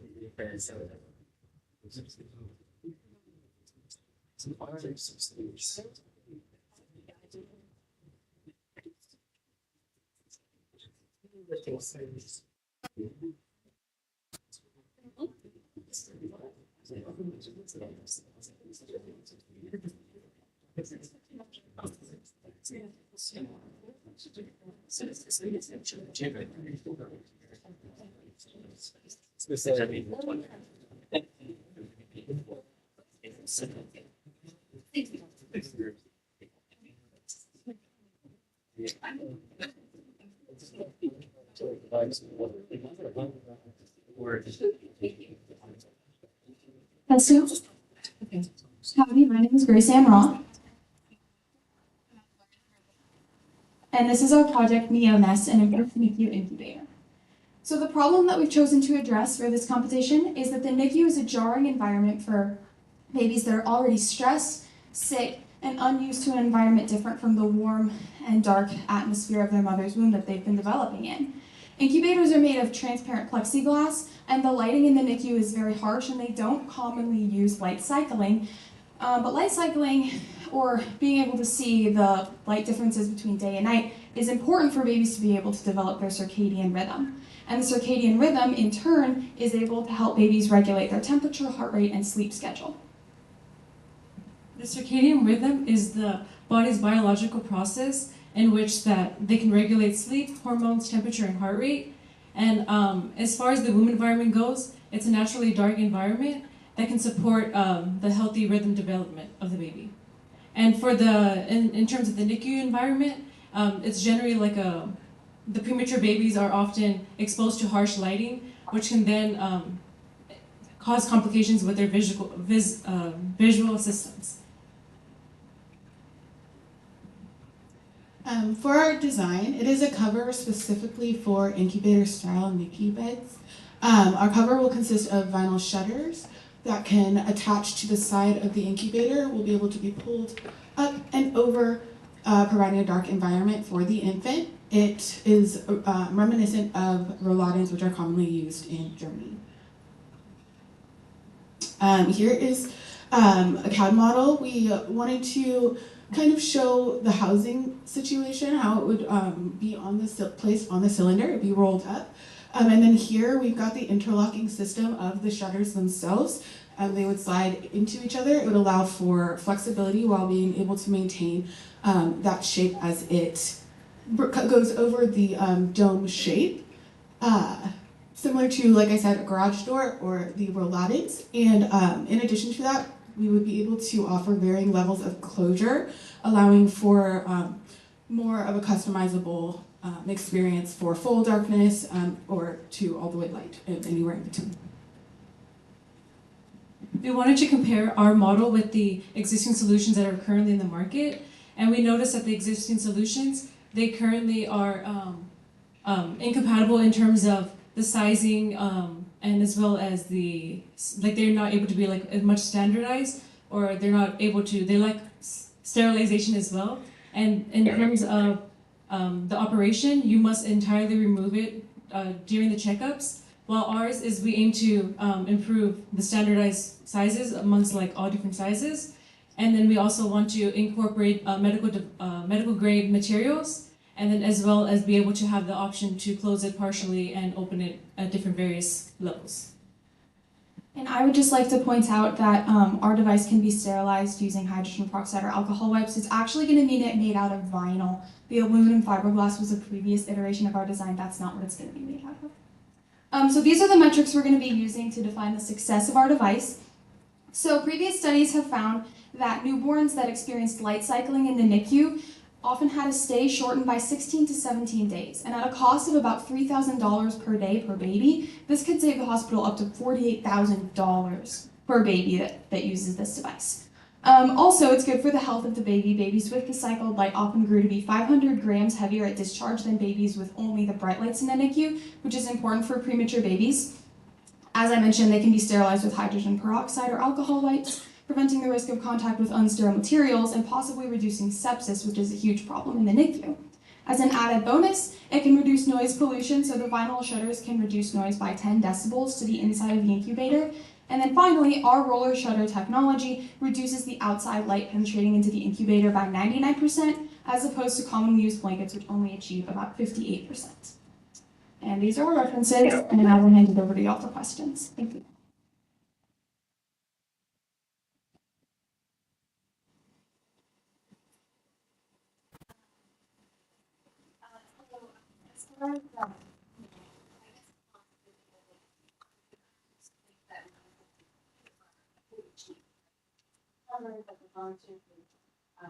Centralizing as well. So I wonder if maybe the focus maybe at the noise is very interesting. The noise, I guess that's a question, but is this like a completely solid thing or is it fully I just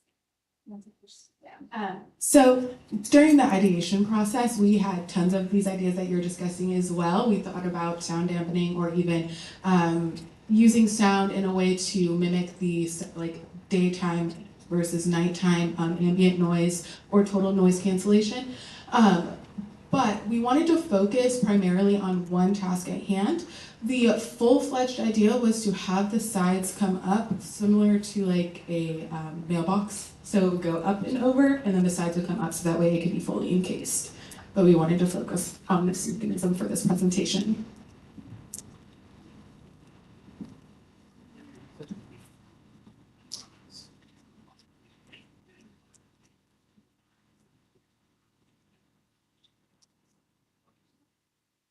Yes, so the problem with a lot of incubator covers is that the NICU babies do need to be monitored pretty regularly, and the nurses need to go in. You can even see the armholes. That's where the NICU nurses will go in and check on the baby. And so with our design, since it has the rolling shutter that goes over, it's pretty easy for the nurses to just lift it up and lift down at varying heights, depending on if they're doing an examination or depending on how much of the baby they need to see. And this glass, although it looks tinted in the model, it's not. It's still going to be transparent so that they can look through to see if they're blue to lack of oxygen or yellow for jaundice, so you can actually see the baby just fine.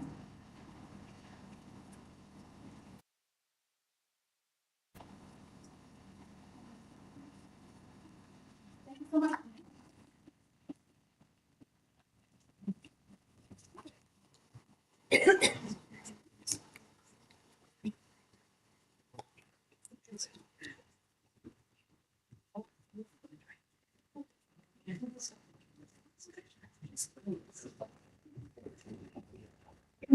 Gold. Judges, please prepare your rubrics for Mu Impact Gold.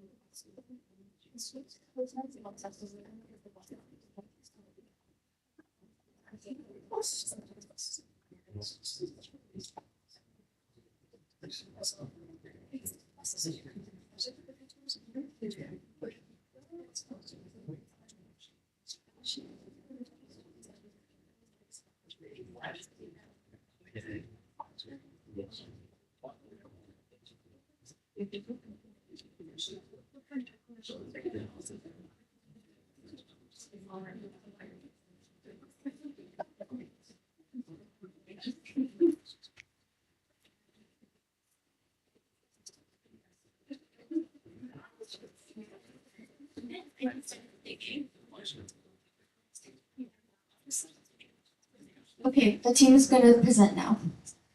Mu Impact Gold.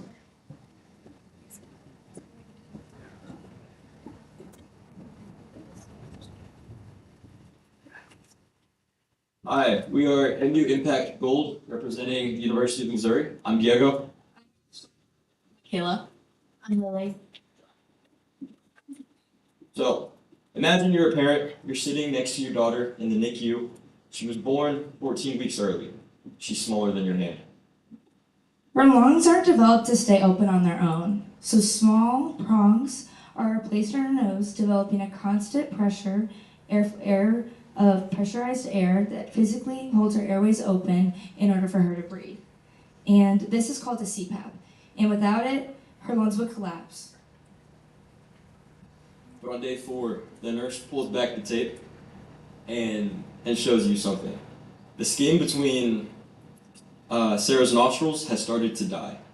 Not from the disease, but from the device saving her.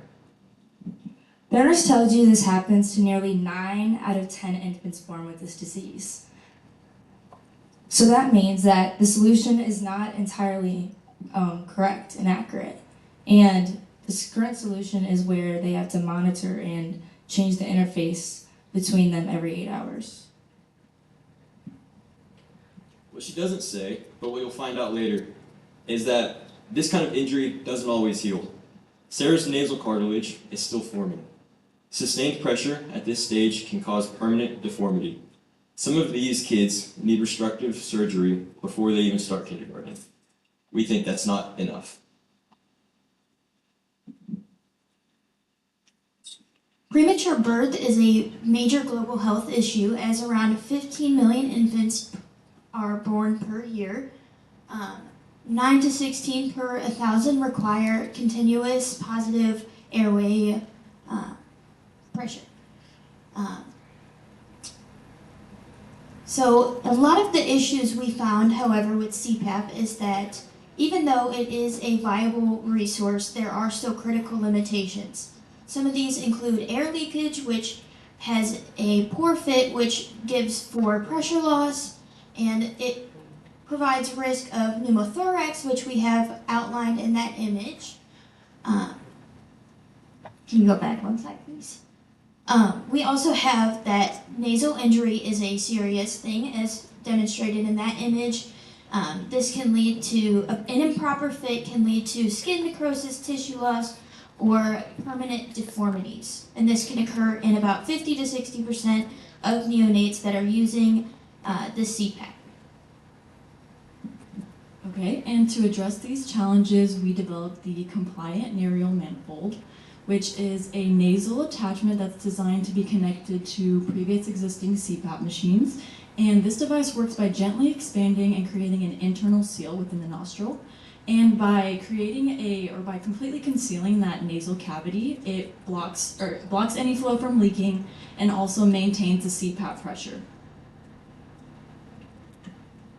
All right, in the top right, you have the cannula. That has been around since the 1960s. The rest we have added. So we have the green is the air exit tubule, which attached to it is these one-way valves. Going over to red is the bladder.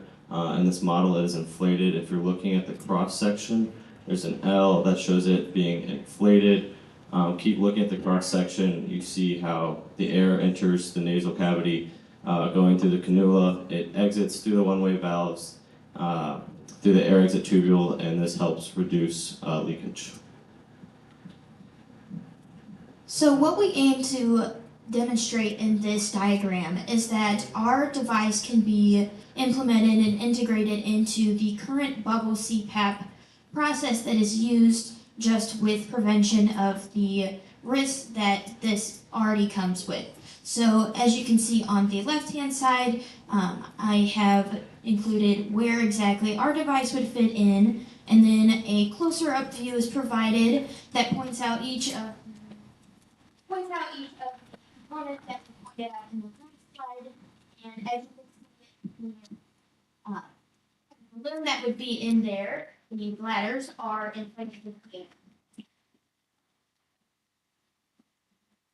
And then just to be able to... Okay, and we wanted to actually measure and calculate the effects of our product, so we assumed that the leakage flow was an orifice flow, and of course we got that the leakage flow was proportional to the area of the leak. And then we just used some... And then we found that our design, by blocking the airflow, was able to increase the pressure actually delivered to the patient's airway to 80%. Yeah, so that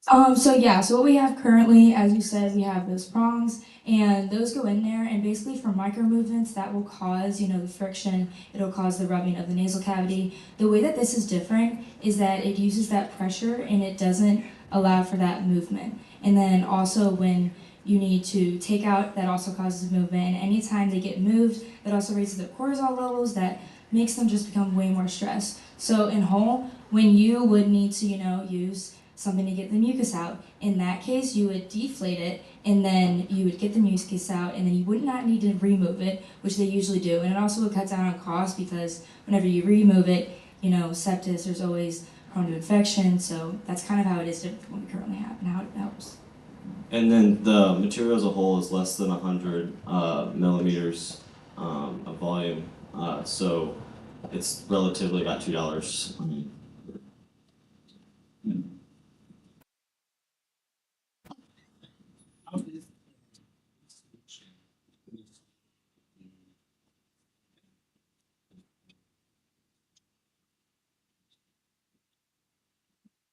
So from what we found, a lot of the necrosis that was being experienced was from a improper fit. And so I was going to answer that on the last question too. So one of the things that we looked at was the intra-aortic balloon pump that is utilized in the heart valves. And we were going to use sort of a similar mechanism in order to properly fit that seal around, because that lack of a proper seal is what leads to that ability for necrosis to occur. So we really were focused on creating a seal that would prevent that movement, as my teammate said, and as well as that pressure loss from the air leakage.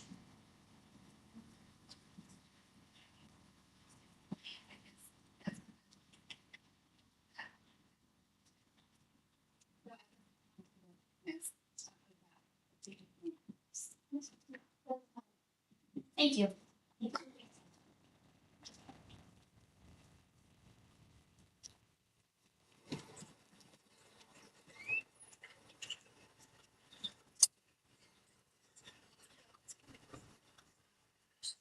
Central engineers. Judges, please prepare your rubrics for central engineers.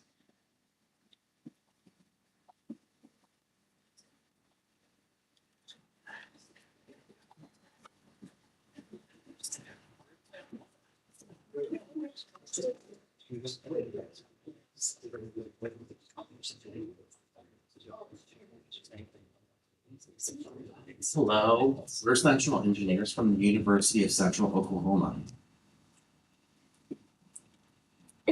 What if you could not see your newborn baby?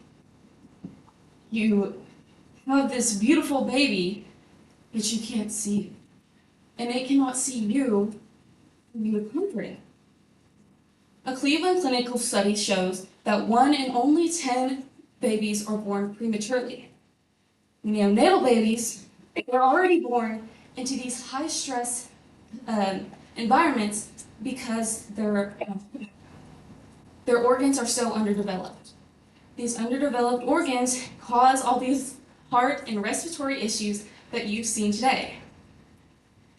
When NICU babies are placed into their rooms, their automatically stress skyrockets because of how loud these NICU rooms are. Even with intense treatments, a study from scientists' reports proves that when a baby gets enough sleep with its treatment, it heals faster and it can even be discharged sooner than a baby who's not sleeping. Another study shows that when a baby can hear its mother's voice, their stress levels are automatically lowered and it sleeps better. Throughout this, we want to show how sleep improves all issues that neonatal babies experience. Current devices like the small talk NICU egg work as essentially Bluetooth speakers that record their mother's voice and play it inside the area where inside the NICU. The big issue with this is that the baby's hearing is compromised by the loud environments of the NICU, so it ends up adding a lot more stress to the baby. These are bone-conductive earphones. They work by sending vibrations directly to the inner ear and blocking off noise to the eardrum. They are FDA approved, they are Class 2 medical devices, and they are being heavily researched with newborns. Our product is a bone-conductive thing that it plays vibrations similar to the vibrations in the womb when the mother is talking. So for our device itself, it's going to be a biocompatible silicone as an outer lining. And then it's going to have a flexible capability, so it'll be able to form and completely go over the baby's shoulder onto the upper back.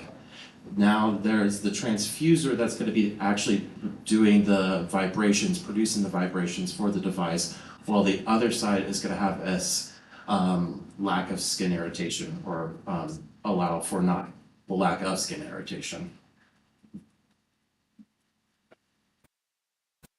Because we are intending to make this device for prenatal infants, it's extremely important that we consider safety measures. So the first, how our device is going to be working is it's gonna turn the sound of mother into very gentle vibration, which is gonna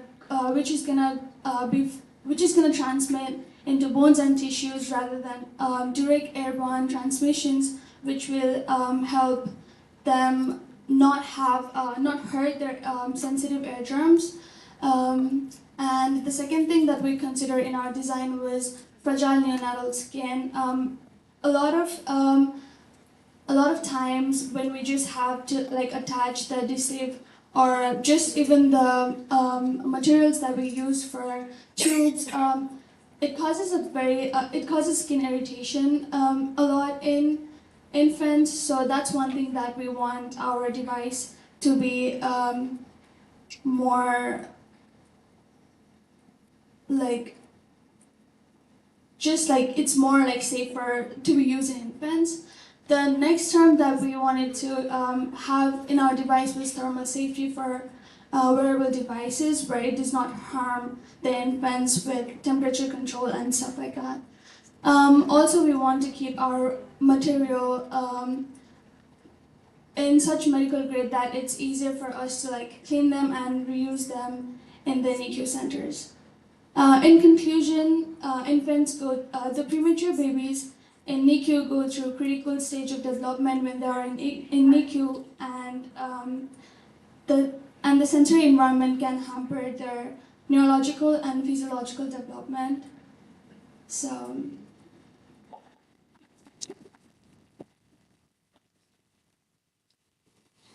Question about the choice of conduction for just nothing. Why bone So one of the things that we found is actually these NICU rooms, they can reach up to 80 decibels of noise. And for these new babies that are recommended only 45, we don't want to add any more to them. And so when we use bone conduction, it's not going through the eardrum, it goes straight into the inner ear, and that is how it is heard. Any other questions?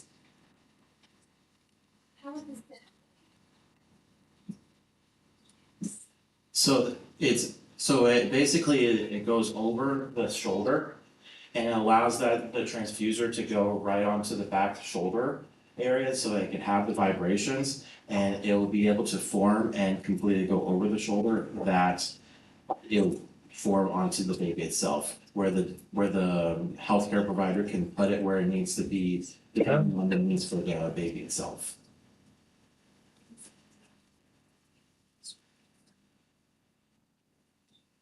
Typically, it would be worn most times. help soothe and let the baby sleep with his mother's voice or heartbeat.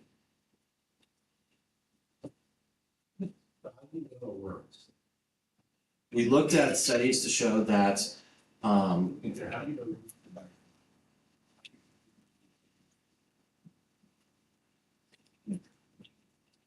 we've actually done a self-test with these. We were researching the possibility of integrating it with industry standard earmuffs, and we found that if we place these against the collarbone and have the earmuffs on, it actually enhances the volume, but they weren't necessarily required. So to save costs and expenses, we decided to remove them and just have the product alone. Any further questions? Thank you.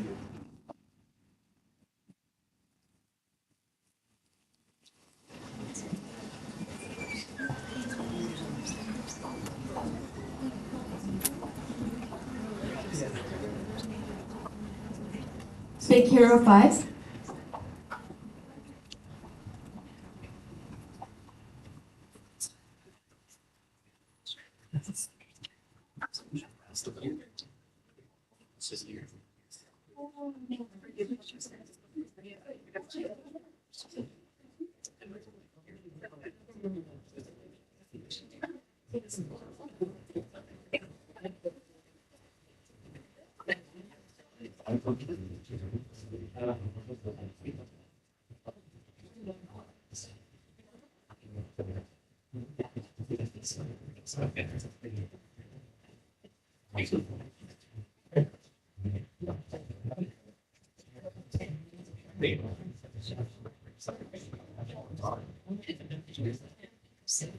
Okay, settle down everyone. Big Hero 5 is here to present. Judges, have your rubrics ready for Big Hero 5. Good afternoon, everyone. Today we're proposing Baymans, which maximizes growth and development for NICU patients. Skin-to-skin contact, also known as kangaroo care, is very crucial in a baby's health. It stabilizes heartbeat and temperature, it boosts immunity and growth, and it also leads to brain development. Currently in the US, 3.6 to 4 million premature babies don't experience consistent skin-to-skin contact in the hospitals. It's typically recommended that babies should have 1 to 3 hours of skin-to-skin contact, but in the NICU, they often only experience 20 to 30 minutes every few days. This hinders the baby's development, which leads to cognitive decline and increased susceptibility to diseases in the future. This lack usually occurs because babies are too fragile to be held, and the NICU conditions lead parents to not be able to come in and perform this contact frequently. So current applications of modern incubators in the NICU often are broken down into 3 components. Currently, we have a top part which has a transparent barrier between the baby and the external environment, a middle mattress, as well as a bottom portion which contains our regulatory components. Currently, the goal of NICU incubators is to replicate a room-like environment, which allows the baby to regulate their own temperature, have a susceptible certain to light, as well as monitoring vitals. So a big issue in modern applications of incubators is a lack of noise reduction, as well as light and other external factors that come into the product. So the noise reduction exceeds 50 decibels, which is outside of the range that's required for the neonatal patient. And so that becomes an issue with the baby's cognitive development, as well as their sleep, and as well as their stress level, ultimately lead to a lot of negative issues. So despite the current NICU incubators providing a stable environment for neonatal development, there is actually a lack of kangaroo care that can actually hinder the development of developmental progress. So essentially, why are we addressing kangaroo care? Kangaroo care is substantial. If we address kangaroo care, we can further minimize the limitations of the incubators while also maximizing kangaroo care and the benefits of kangaroo care. So, Baymax. Baymax allows the benefits of skin contact through replicating the caregiver's breathing and heartbeat while reducing the risk of removing a baby or infant from the incubator. So it does this through the speakers below the mat or the mattress and sends sound and pressure up through. These speakers also will allow to reduce the risk of noise by using modern day noise cancellation technology you can find in your own headphones. So comparing Baymax to actual skin-to-skin contact, they both allow the regulation of the baby through the breathing and the heartbeat. This regulation is really important due to the studies show that babies that do get this regulation at the 12-month mark, they have higher mental and cognitive scoring than those that do not meet these skin-to-skin contact and get that regulation. So they also boost brain development, but as you can go back to the next slide, please. The one limitation of skin-to-skin contact is that it requires taking the baby out of the environment, which is not regulated and consistent. So Baymax aims to fix that. And so in our application, we utilize our video microcontroller to power our subwoofer speakers. And those speakers mimic the caregiver's heartbeat by sending those pressure waves to the baby in order to create this calm environment that is able to allow for growth and development. And so we use this internal Arduino connection with a quad speaker system with speakers on each of the 4 sides of the mattress for optimal noise reduction, which can be in the 30 to 40 decibel range compared to the 50 decibel range in modern day incubators. Overall, our solution is designed to be adaptable and to be used in different hospitals that use different incubators. And it is also cost effective as it can be reused and it is also like, it can be used in different hospitals and it's cost effective and be implemented to modern day incubators already. And it's also, it reduces the time of the time the infants are in the NICU as well. And ultimately,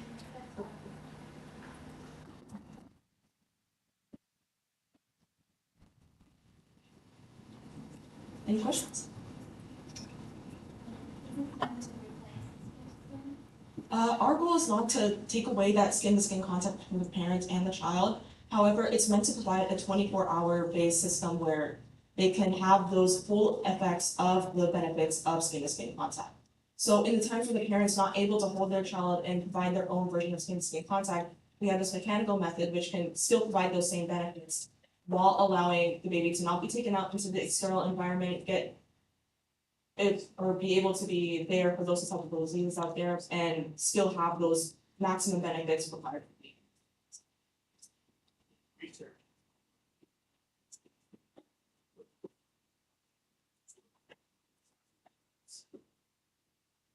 Outside of kangaroo care?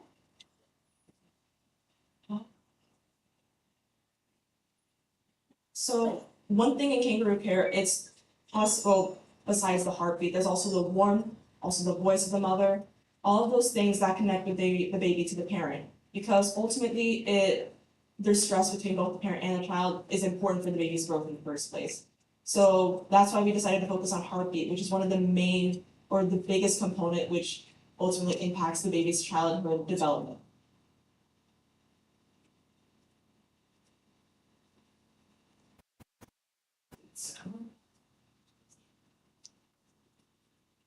So it's actually both.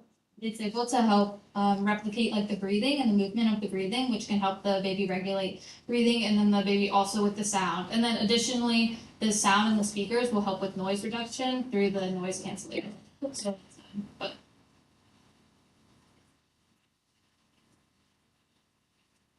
yes, it can go right below the mat. Incubators, which is why our method is also cost effective and able to promote the best effects for the NICU environment.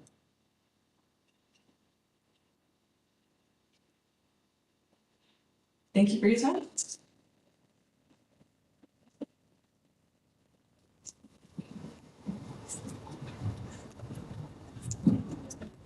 Human edge.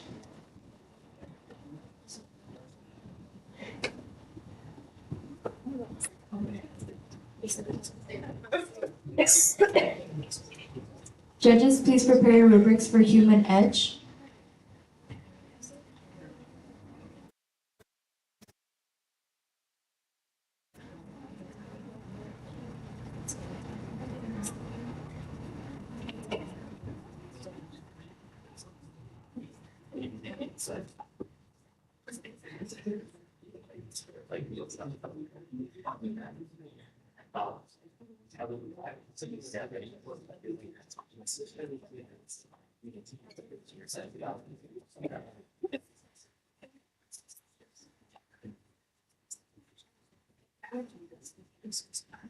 Okay, human edge is presenting.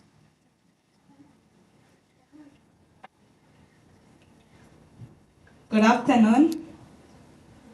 What if the difference between life and death of a premature baby was simply to diagnose infections a day earlier? In the NICU, premature babies can get deadly blood infections in just hours, but to confirm that, it would take up to 2 days. For this infant, the delay can be fatal. My name is Modest. I'm with Aram, Inslee, and Isaac. We are Human Edge, and we're here to introduce you to Neo-Detect device to save the lives of premature babies, as well as low birth weight babies. So, because their immune system is still developing, premature babies, as well as low birth weight babies, are increasingly vulnerable to infections as well as sepsis, and more specifically, late onset sepsis. So, more specifically, babies with very low birth weight, as well as babies with very low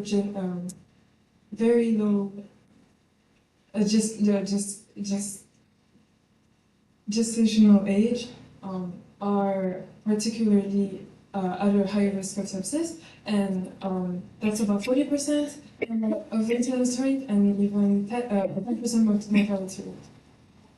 So, given these factors, it's considerably important to consider early diagnosis of late onset sepsis. However, many challenges remain. For instance, the fact that early clinical presentations of late onset sepsis are non-specific, hence they can be often confused with non-infectious causes. Another limitation is the fact that while the current gold standard for sepsis diagnostic is blood sampling, it often takes a significant amount of time, up to 48 hours, which limits early diagnosis and which causes clinicians to restrict their treatment to an antibiotic overtreatment.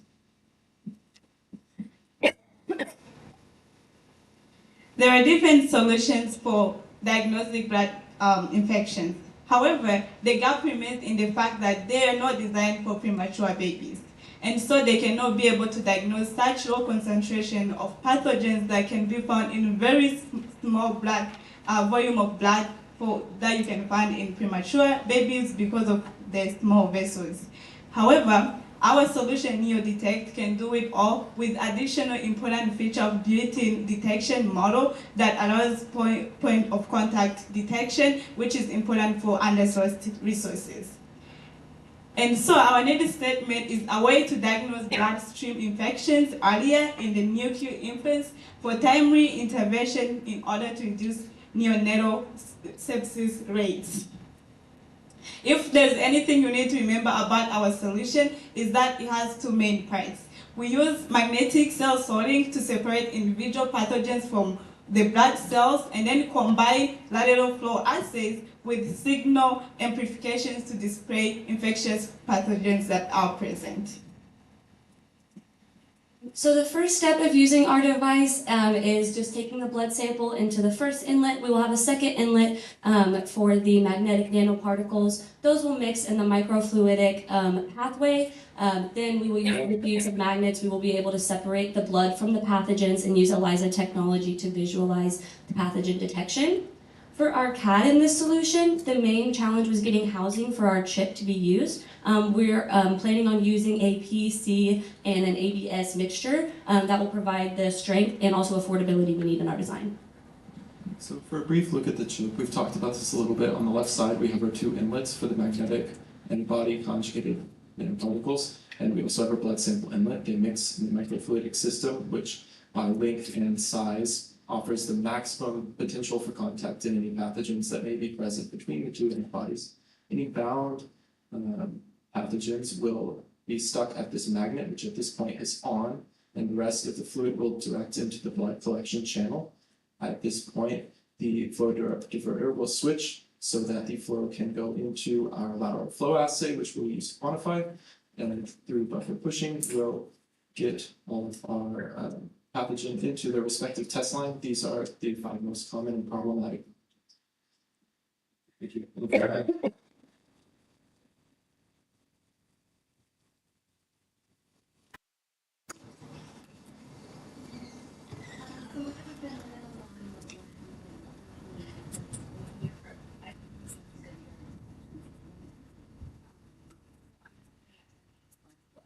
Yes, so in theory, the volume of blood can be very small. We're talking in the 10 to 100 microliter range.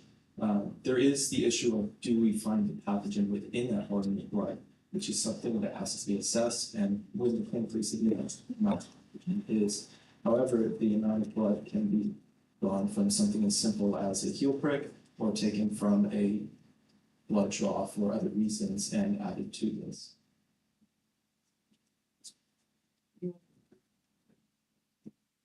Yes.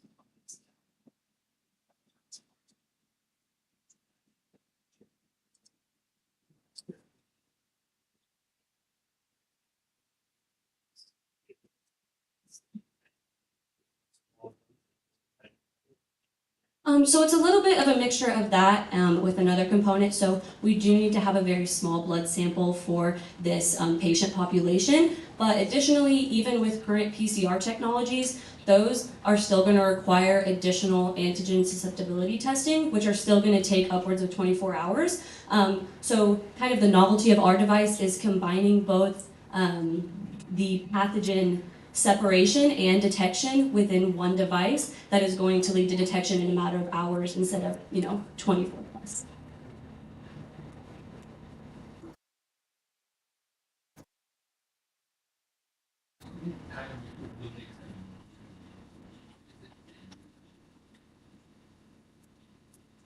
Could you repeat the question, please?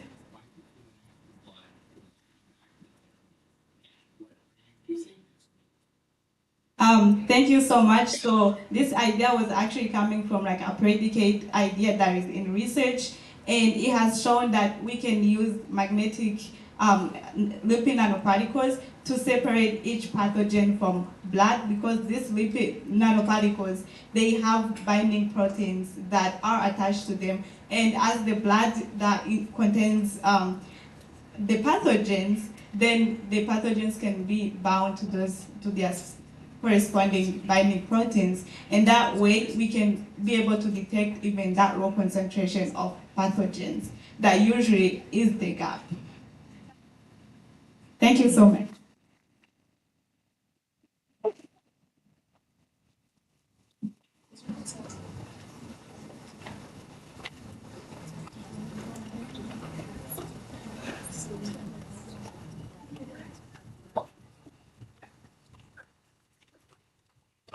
You are now team 1.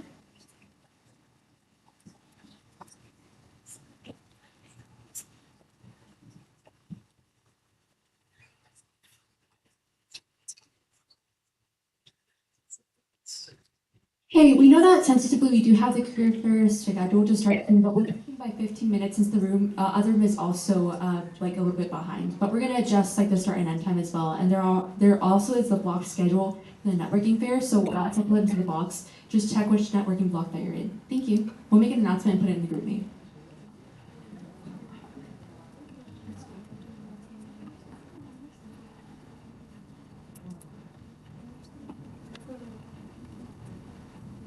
Okay, you are now Team 1.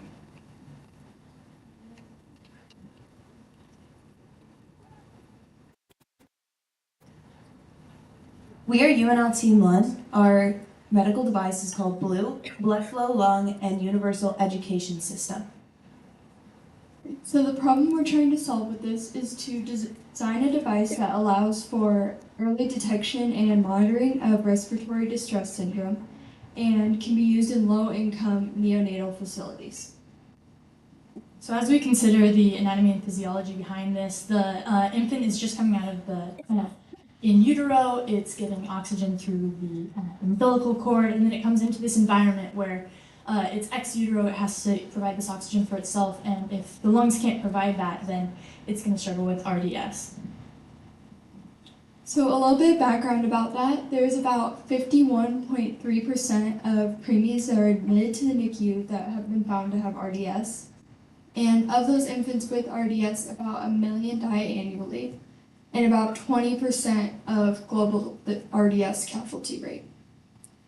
And so with that, the results from RDS can result in physical disadvantages and growth delays as the baby gets older and as they're in the NICU. Current solutions to this, including like a CPAP, are kind of slow, can be expensive and invasive for the baby, resulting in fear from the parents and from college. So our solution is creating sensors that monitor 4 essential needs from premature babies in the NICU: blood flow, oxygen levels, temperature, and dehydration indication. The oxygen levels and blood flow will be monitored using pulse oximetry, and it will be monitored through a sensor that sends signals to an oxygen respiratory system that will automatically input oxygen levels that the baby needs into the incubator. The temperature will be used or monitored using skin interference sensors, and the dehydration indicators will be used by litmus pH detection, which detects a higher increase in salt and sodium concentrations in the sweat, changing color when the baby sweats too much salt in their sweat. This is our chip design. The square and the circle are the sensor itself. It'll be about 1/2 diameter, and the litmus regulation inhibitor pH detectors will go over top of it, sealing it to the baby's temple and to its feet to be able to regulate all systems.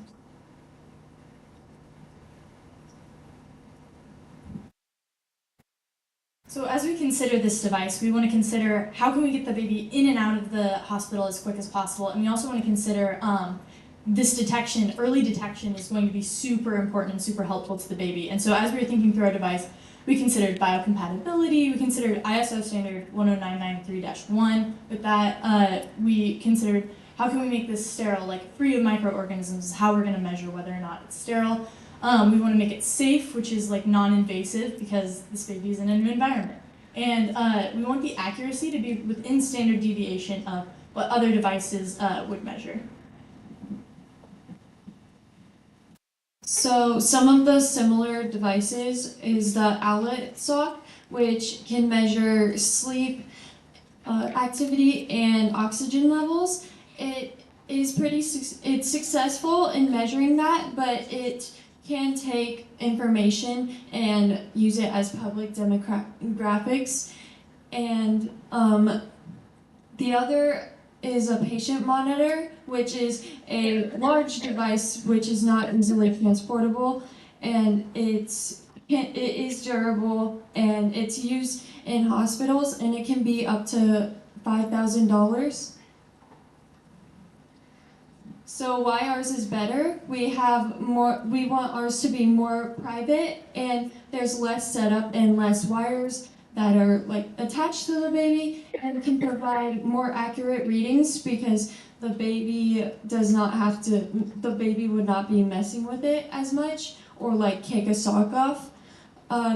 They both alert and adjust environmental conditions for the baby, and it's cost effective compared to other devices and can be used in low-income hospitals.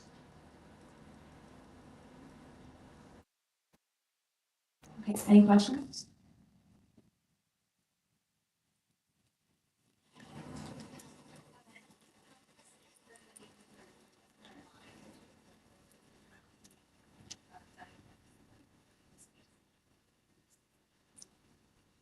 So the difference is right now the outlet can monitor like low critical rates of oxygen, but in incubators there is no real regulation of how much oxygen is put in it. So our sensor would indicate critical low levels and input the correct amount of oxygen into the incubator itself using like a respiratory motor system to automatically input the correct amount of oxygen, preventing like side effects from too much oxygen in the baby like blindness.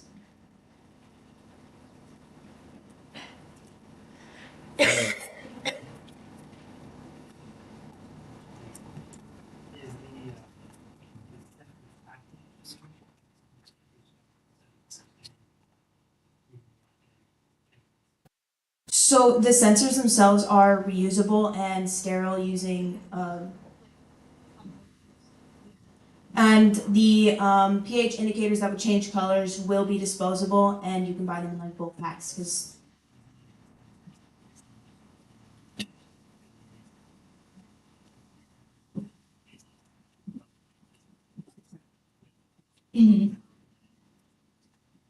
We want to implement the use of the sensor in this, like it's used. The pH aspect would be different because then it could like alert the doctor if like they're sweating so much, oh, something must be up. And then also we want the sensor to send it to like a device on the incubator because oxygen is not super regulated in the incubators. Like there's oxygen, but like sometimes there's too much, sometimes there's too little. And so actually like getting a read on the baby's oxygen level would let the system like produce the correct amount. So we would be coding for the correct amount. We would be producing the system that regulates it.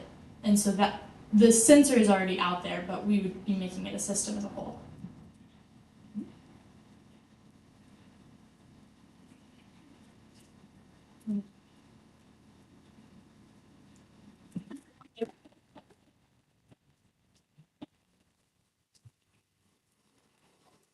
All right, we have one last team.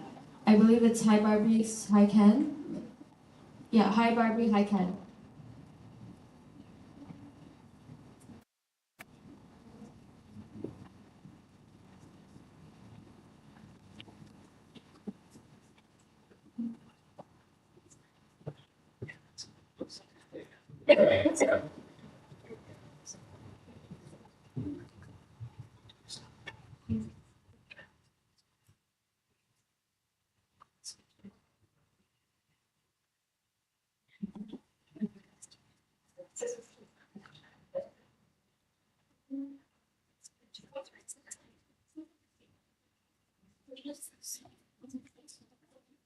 Judges, please prepare for Hi Barbie, Hi Ken.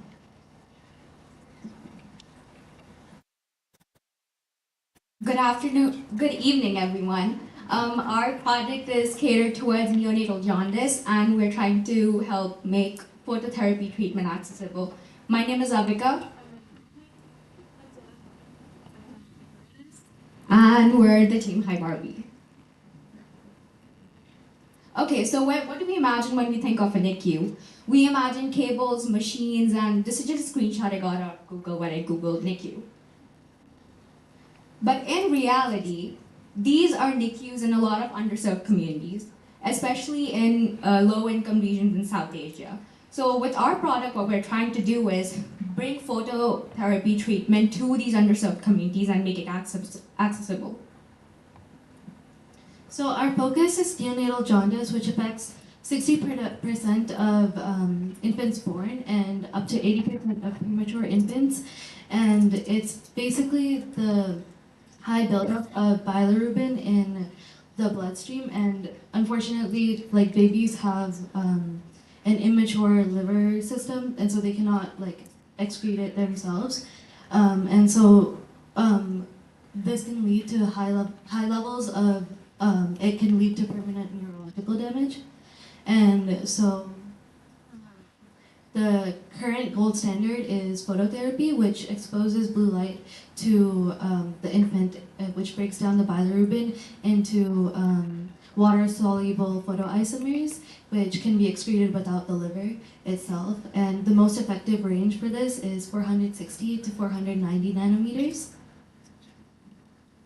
So let's look at what already exists. Overhead LED lamps, fiber optic blankets, and multi-lamp systems. The overhead LED lamps are effective, but they're planar surfaces, so they unevenly target the chest and stomach and not the sides. The fiber optic blankets are all-around systems, but they have an overall lower intensity and also have issues around the seam areas or zippers, and they also can be uncomfortable for a baby with such delicate skin, such as NICU patients. Multi-lamp systems are the current gold standard, but are generally too expensive to be used in these underdeveloped communities. They also require complex setups, which means training, and they're difficult to transport, and they're heavy. And they also still have this rectangular prism design where there's uneven coverage coming from the corners. It's either from the side or the top or the side. So what we want to do is improve the wavelength, increase the radiance, make it more portable and cheaper. And the wavelength effectiveness is currently around the 460 to 490 nanometer standard, but increased new studies have shown that a 480 meter wavelength is specifically more effective than the general what's already been used. It's specifically more effective because it's in the blue-green category rather than just the blue color. And increased radiance just means we want to have an even coverage, ideally around 20 centimeters from every point on the baby to the light. And then also 70 to 80% body exposure, so head to toe, except we need protection covering for the eyes. Portability, ease of access, that means nurses can quickly slide back our device and access the baby rather than having to take them out of the system, perform tests, put them back in, and also make it cheaper. LEDs aren't expensive. We can find a way to make them cheaper with cheaper materials. So our concept was to create some kind of foldable cover lined with blue LED lights that could either have a stand or be attached directly to the incubator or some form of bedside device. We wanted to make it affordable, portable, and a lot more stable than the current options.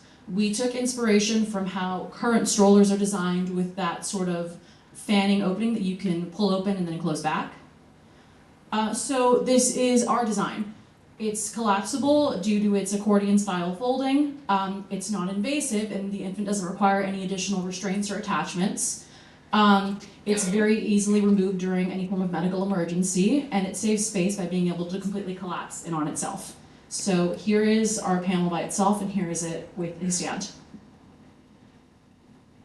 This is kind of an overall breakdown of everything we're trying to improve with our device. The light geometry is coming from just the curvature of our shape and the high coverage from multiple angles. I think the big things to note here are the 20 centimeter coverage for every angle and the lower cost, compact design, and improved efficiency and radiance. Thank you.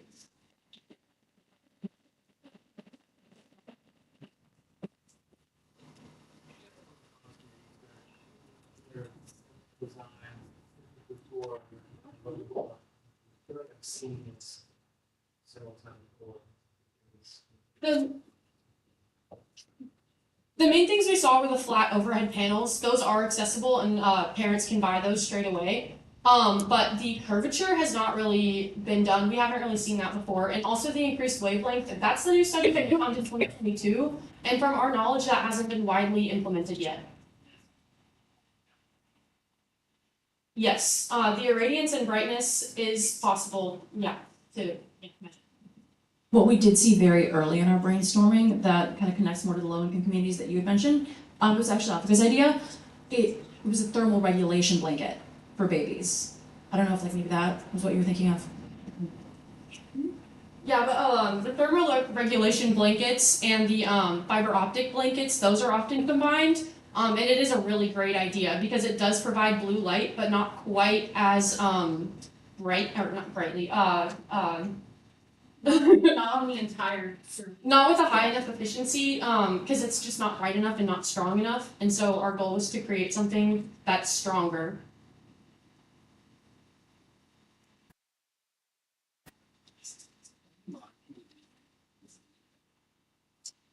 Ideally, our goal is to make it clear. And also it will be able to slide back kind of like the curve design.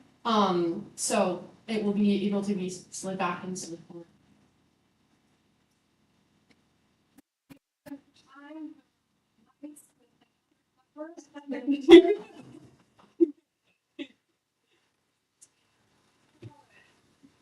Ideally, we'd originally be selling to the low-income hospitals, but then we do want to provide a alternative that parents can take home later in development.